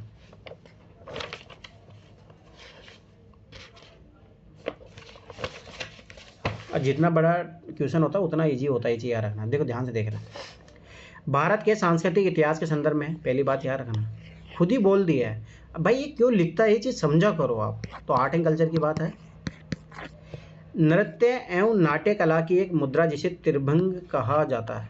त्रिभंग, अब इसका सिंधी विच्छेद करो, त्रि प्लस भंग, मतलब 3 पार्ट में किसी चीज़ को विभाजित करना। समझो ये चीज़, यहीं से आंसर मिल गया अपने को, ठीक है। ये चीज़ याद रखना। हाँ, भाव भंगिमा। अरे मतलब त्रिभंग, मतलब मैं इसका मतलब था त्रिभंग। त्रिभंग मतलब मैं स्वाभाविक सी बात है, उसको 3 पार्ट में डिवाइड करना। भंग मतलब होता है विभाजित करना, ठीक है। एक्सप्रेशन आ जाते हैं ना उसमें। हाँ वो भी है, वो बात भी सही है। अब आगे देखो, प्राचीन काल से आज तक भारतीय कलाकारों का अति प्रिय रही है, बहुत फेवरेट भी रहा है। निम्नलिखित में कौन सा ही कथन इस मुद्रा को सर्वोत्तम रूप से वर्णित करता है? मुद्रा, बस यही बोल दी है तो आंसर अपना यहीं से आ जाएगा। दूसरी बात मैंने क्या बोला, नया क्वेश्चन बना रहा है तो ये आंसर आने की प्रोबेबिलिटी बढ़ जाएगी, ठीक है। अब आगे देखो, दूसरी बात अपन ये भी देखेंगे कौन को सिमिलर ऑप्शन दिया है, वो भी दिया होगा। अब देखो, एक पाव मोड़ा जाता है, ठीक है, एक तो मोड़ आ गया अपने को, ठीक है। देह तोड़ी किंतु विपरीत दिशा में कटी एवं गिरवा पर वक्र की जाती है, ठीक है। अब देखो ये वही चीज़ है, भगवान कृष्ण का अगर आप देखोगे ना बांसुरी वाला फॉर्मेट, वो कैसे रहता है, जैसे पाँवों को मोड़ा जाता है, देखो याद करो जैसे, ठीक है। देह तोड़ी किंतु विपरीत दिशा में, इधर जागते हुए बांसुरी लिए हुए, मतलब ऐसे रहता है उनकी संरचना, ठीक है। ठीक है, आगे देखो, चलो ये आंसर तो यही है, ठीक है। कोई न्यू क्वेश्चन अगर कोई बन रहा है तो याद रखना यही आंसर होगा, ठीक है, पहली बात, ठीक है। बहुत फेमस भी है, बहुत सारी चीज़ें हैं, ठीक है। आगे देखो, मुख अभिजनाएँ, अष्ट मुद्राएँ और आसन सज्जा कतिपय महाकाव्य अथवा ऐतिहासिक पात्रों का प्रतीकात्मक रूप में व्यक्त करने के लिए संयोजित की जाती है। कितने फालतू की बात बोल रहा है। आपने को लग रहा है कि देखो स्वाभाविक बात, एक चीज़ हमेशा एक चीज़ याद रखना कि वो जो है सिंपल सा आंसर होगा। ऐसे अगर वो कॉम्प्लिकेटेड स्टेटमेंट बना रहा तो समझ लेना गलत है पक्का, ये चीज़ याद रख लेना। जितना कॉम्प्लिकेटेड स्टेटमेंट बनाएगा उतना गलत होने के चांसेस रहेंगे। आगे बोला है, देह है मुख इस हस्तों की गति का प्रयोग स्वयं को अभिव्यक्त करने अथवा एक कथा कहने के लिए किया जाता है। अरे स्टोरी नहीं है, ये डांस है, मुद्रा है, ये चीज़ याद रखना, ठीक है। आगे देखो, मंद स्मृति है, तोड़ी वक्र कटी एवं, ठीक है, कतिपय हस्त मुद्राओं पर बल दिया जाता है प्रेम एवं श्रृंगार की अनुभूतियों को अभिव्यक्त करने के लिए। अब देखो ये भी फालतू की बात बोल रहा, ठीक है। हमेशा क्या है ना, अगर कोई नया क्वेश्चन बना रहा है, नया क्वेश्चन फॉर्मेट हो रहा है, तो उसके आने की प्रोबेबिलिटी, और खासतौर से इस टाइप के जब कोई किसी वर्ड का मीनिंग पूछता है तो ये चीज़ याद रखना, ठीक है,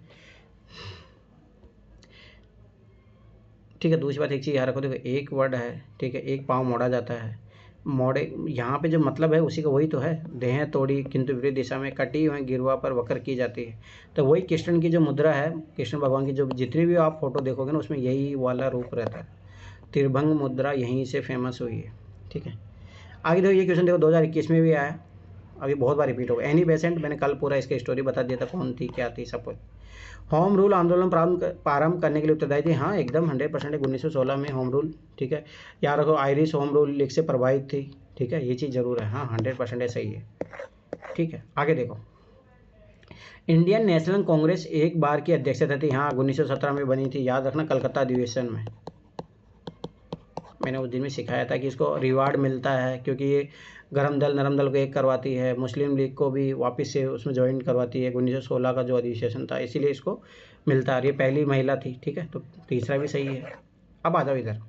अब मैं कितनी बार बोला था हिस्ट्री में बहुत रेयर चांसेस होगा कोई फैक्चुअल क्वेश्चन बन रहा है उसमें तीनों सही हो जाए, बहुत रेयर होगा, ये चीज़ याद रखना। 99% तीनों स्टेटमेंट गलत ही रहते हैं।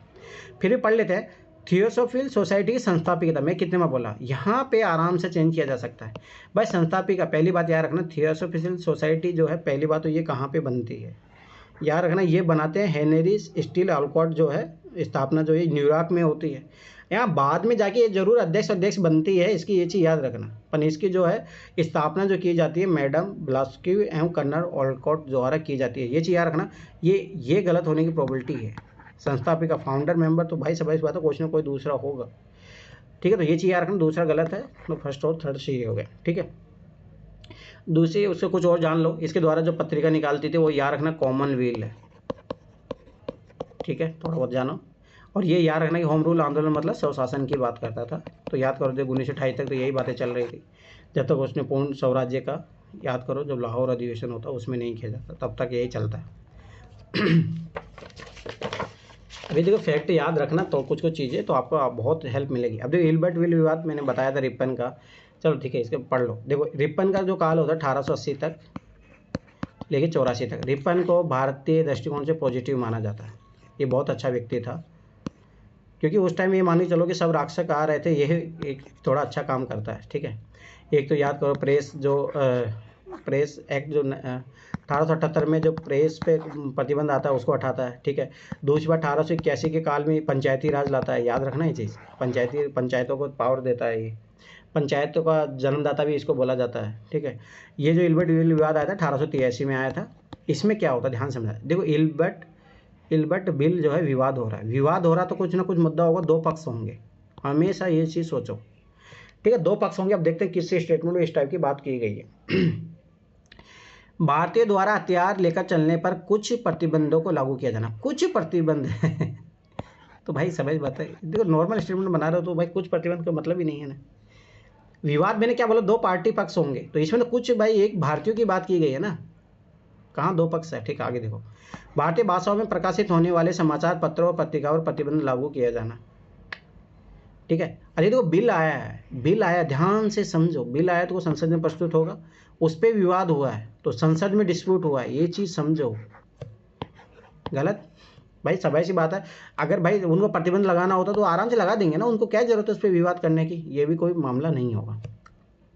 1883 की बात है, ये ध्यान समझना। आयाती सूती कपड़े पर लगाए गए शुल्क को हटाया जाना, अरे भाई इससे क्या दिक्कत होगी, ये तो पॉजिटिव चीज़ है। या मान लो कि अंग्रेजों के लिए पॉजिटिव है, भारतीयों के लिए तो नेगेटिव हो भी नहीं भी हो सकती है। ठीक है, तो कोई मतलब नहीं है। मैंने क्या बोला, दो पक्ष होने चाहिए, पहली बार संसद में बात होनी चाहिए।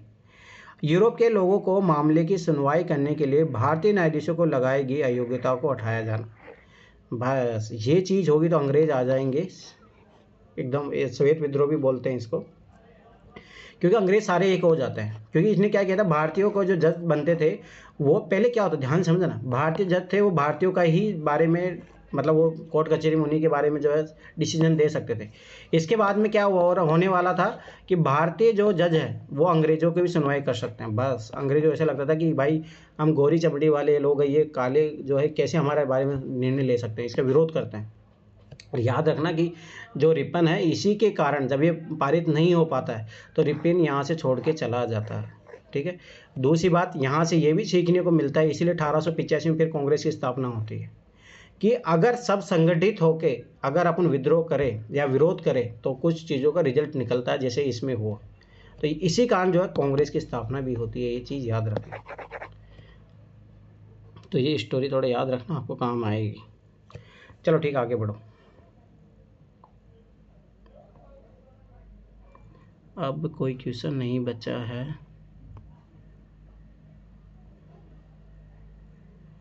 चलो हो गया,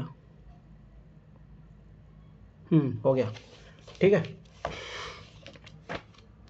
कल कर लेंगे और आगे फिर किसी कुछ पूछना तो पूछो। हाँ, कल जो PDF भेजा था एक बार खोल के दिखा देता हूँ तुम लोगों को।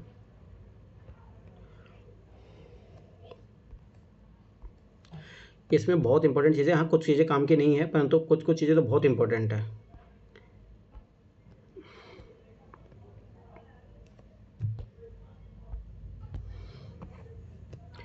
अब ध्यान से देखना है ना। अब ये तो नॉर्मल है अभी वाला जो मैप है, फिर भी आपको पता होना ज़रूर चाहिए, ठीक है। इस मैप को भी अच्छे से है, प्रेजेंट टाइम का मैप, ये हिस्ट्री का मैप नहीं है, पहली बात तो ये चीज़ याद रखना। परंतु पता होना चाहिए, जैसे कोरोमंडल तट इधर है, मालाबार तट इधर है, लक्षद्वीप इधर है, अंडमान निकोबार इधर है अपना, ठीक है। पश्चिमी घाट है, ये पूर्वी घाट है, ठीक है। यानामुडी जो है वहाँ पे नीलगिरी पर्वत है, ठीक है। कावेरी नदी इधर बहती है। ये थोड़ा थोड़ा आपको पता होना चाहिए, हिस्ट्री का नहीं है, ये ज्योग्राफी का मैप है, ठीक है। अब देखो ध्यान से समझना, जहाँ पे टाइम पीरियड ऑब्जर्व करते जाना है, रटना मत, पर याद रखना कि यहाँ से आपको कुछ कुछ चीज़ें मिलेगी। जैसे आपके देखो 2024 में जो क्वेश्चन आया था, यहाँ पे बोला कि 30वीं शताब्दी ईसा पूर्व में क्या हो गया था, सिंधु संस्कृति में लेखन की शुरुआत हुई थी, पहली बात। 1500 से 1000 ईसा पूर्व में क्या हो रहा था, ऋग्वेद बन चुका था। फिर उसके बाद में 1000 से 500 ईस्वी में यजुर्वेद, अथर्ववेद, ब्राह्मण, आरण्यक और उपनिषद आए थे। अब देखो ना, अगर इसको सही माना जाए, इसका मतलब था कि ऋग्वेद जो है पहले आया था, ठीक है। उसके बाद उपनिषद आए थे। अब मेरा इस तरीके से मेरा आंसर सही होना चाहिए, मैंने दोनों गलत करके किया था। अब देखते, मैं फिर बता रहा हूँ कि 2024 वाले में बहुत सारे क्वेश्चनों का आंसर चेंज होंगे, ठीक है। जो भी है देखते हैं, वो तो आंसर आएगा तभी पता चलेगा। पर देखो यहाँ पे अगर लॉजिकली सोचोगे तो बस वैसे उपनिषद बाद में आ रहा है ना। आगे देखो यहाँ पे जो कुछ कुछ चीज़ें हैं, ये टाइम पीरियड ऑब्जर्व करते रहना, कौन सी चीज़ें कब आ रही थी, ठीक है। दूसरी बात देखो, कलिंग के खारवेल का हाथी गुफा अभिलेख, यहाँ से यूपीएससी डायरेक्ट क्वेश्चन पूछा है, ठीक है। और देखो ये जेम्स विसेम्स द्वारा अशोक के अभिलेख को पढ़ने में सफल हुआ, ये 2016 में क्वेश्चन मिलेगा आपको। ये विलन द्वारा, ये भी याद रखना। कल्याण द्वारा राजतरंगी लिखा गया, ये याद रखना क्योंकि यूपीएससी अब की बार भी पूछा है। बाणभट्ट द्वारा हरिश्चरित्र लिखा गया, अब ये पता होनी चाहिए आपको, ठीक है। तो ये ज़रूर पढ़ लेना अच्छे तरीके से। अब ये देखो, ये बहुत इंपॉर्टेंट है, ये आपको पता होना चाहिए कहाँ पे तांबा पाया जाता है, कहाँ पे लोहा पाया जाता है, कहाँ सोना पाया जाता है। 2018 का क्वेश्चन आया था, ठीक है। फिर इस तरीके से तो देखो, जैसे खेतरी याद रखना, राजस्थान का जहाँ तांबा पाया जाता है, 2018 का क्वेश्चन। कर्नाटक में सोना पाया जाता है, 2018 का क्वेश्चन, ठीक है। तो ये चीज़ याद रखना कि आपको पता होना चाहिए।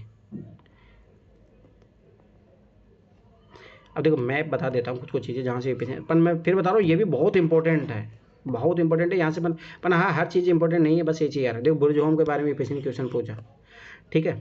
और मैं बताता हूँ तुम्हें, मेहरगढ़ के बारे में पूछा था, 2024 वाले क्वेश्चन में बताऊँगा।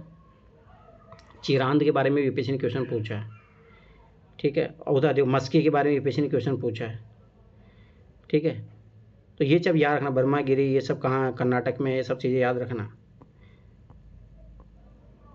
अब देखो गणेश्वर के बारे में क्वेश्चन पूछा है, 2022 का क्वेश्चन है, जाके देखो। गिलुंद के बारे में भी क्वेश्चन पूछा हुआ है, झारवी संस्कृति के बारे में क्वेश्चन पूछा हुआ है। तो बहुत इंपॉर्टेंट है ये। तो देखो आपकी बार जो आया था, ये तो बहुत बार आ चुका है, एक बार ही क्या बहुत बार आ चुका है, ठीक है। मैं एक मैप बताता हूँ जिसमें, ये तो एक नया वाला है, ये याद रखना जितने भी अशोक के द्वारा, ये है ना, नई एनसीईआरटी में ज़्यादा अच्छा दिया है। जो पोर्ट वाला क्वेश्चन है वो भी मिलेगा आपको यहीं पे।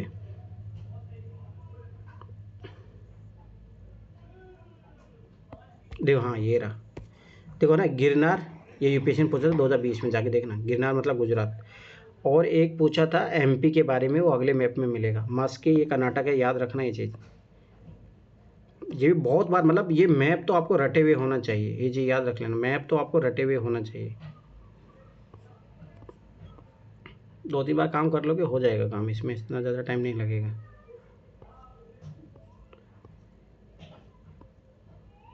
ये है देखो, एक तो गिरनार के बारे में देखो यहाँ देखा था।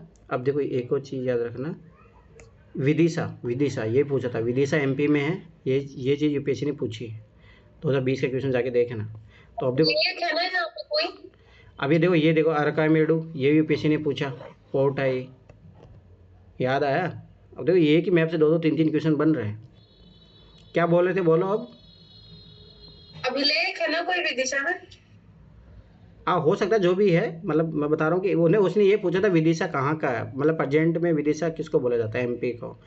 जैसे गिरनार गुजरात में था, ठीक है, वो चीज़ याद रखना, वो पूछा था यूपीएससी ने। अब देखो ये पता होने से कौन से शासक कहाँ पे थे, वाकाटक इधर थे, पल्लव इधर थे, पांड्या इधर थे, कदम इधर थे, सालंका, राम, ठीक है, तो ये चीज़ भी याद रखना। तो देख लेना, इस बहुत इंपॉर्टेंट है, ठीक है। मैप तो मैं फिर बार बता रहा हूँ बहुत इंपॉर्टेंट है। जो नई एनसीईआरटी बताता हूँ, नई एनसीईआरटी जो अब की बार पूछा था, देखो ये रहा, ये तो चलो नॉर्मल है। यहाँ देखो जो अब की बार आया था, इनाम गांव महाराष्ट्र 2024 का क्वेश्चन याद आया, ठीक है। उसके बाद में इधर भी पूछा आपको, तो यहाँ जो चिरांद विरांद के बारे में पूछा हुआ है, ऊपर ही है चिरांद, ठीक है। तो ये चीज़ यार ना बहुत इंपॉर्टेंट है, ये मैप आपको अच्छे से करना चाहिए। देखो मैं बताया था साढ़े दर्शन वाला, ये भी मैंने जोड़ दिया था। देखो ये जो आज अपन किए थे उसी से है, 2024 में उपनिषद वाला जो क्वेश्चन आया था, ठीक है। अब ये देखो ये बहुत इंपॉर्टेंट है, जो मौर्य साम्राज्य के, ये 2022 में क्वेश्चन बना, उससे 2019 में पहले क्वेश्चन बना है। अब इसमें पता नहीं फोटो क्यों नहीं अच्छी है। अब देखो ये वाला क्वेश्चन 2000, ये वाला अरकामेडू 2023 का क्वेश्चन, तो इस तरीके से मिलेगी आपको, बहुत अच्छे अच्छे क्वेश्चन मिलेंगे। देखो अरकामेडू यहाँ पे भी दिया है। ये दो, ये रहट प्रणाली आपको आएगा 2013-14 में, पानी निकालने का तरीका था ये। चलो ठीक है, देख लेना इसको अच्छे से। किसी कुछ पूछना तो पूछो, फिर क्लास वाइंड अप करते हैं अपन। ये नए वाले आर शर्मा में है? हाँ, मतलब आरस समय उसमें मेरे पास पुरानी है, उसमें नहीं है कुछ। किसमें? नहीं, वो कालक्रम नहीं है, पुरानी है, बहुत पुरानी हाँ, है। पुरानी एनसीईआरटी में नहीं है, ये जो नई एनसीईआरटी उसी में ही है, मतलब जो उसका जो अपन एडिशन खरीदते हैं ना वो है, ओरिजिनल एनसीईआरटी में नहीं है वो, ठीक है। ये चीज़ अगर, चलो ठीक है फिर, बाय बाय, गुड नाइट, सो जाओ सब लोग।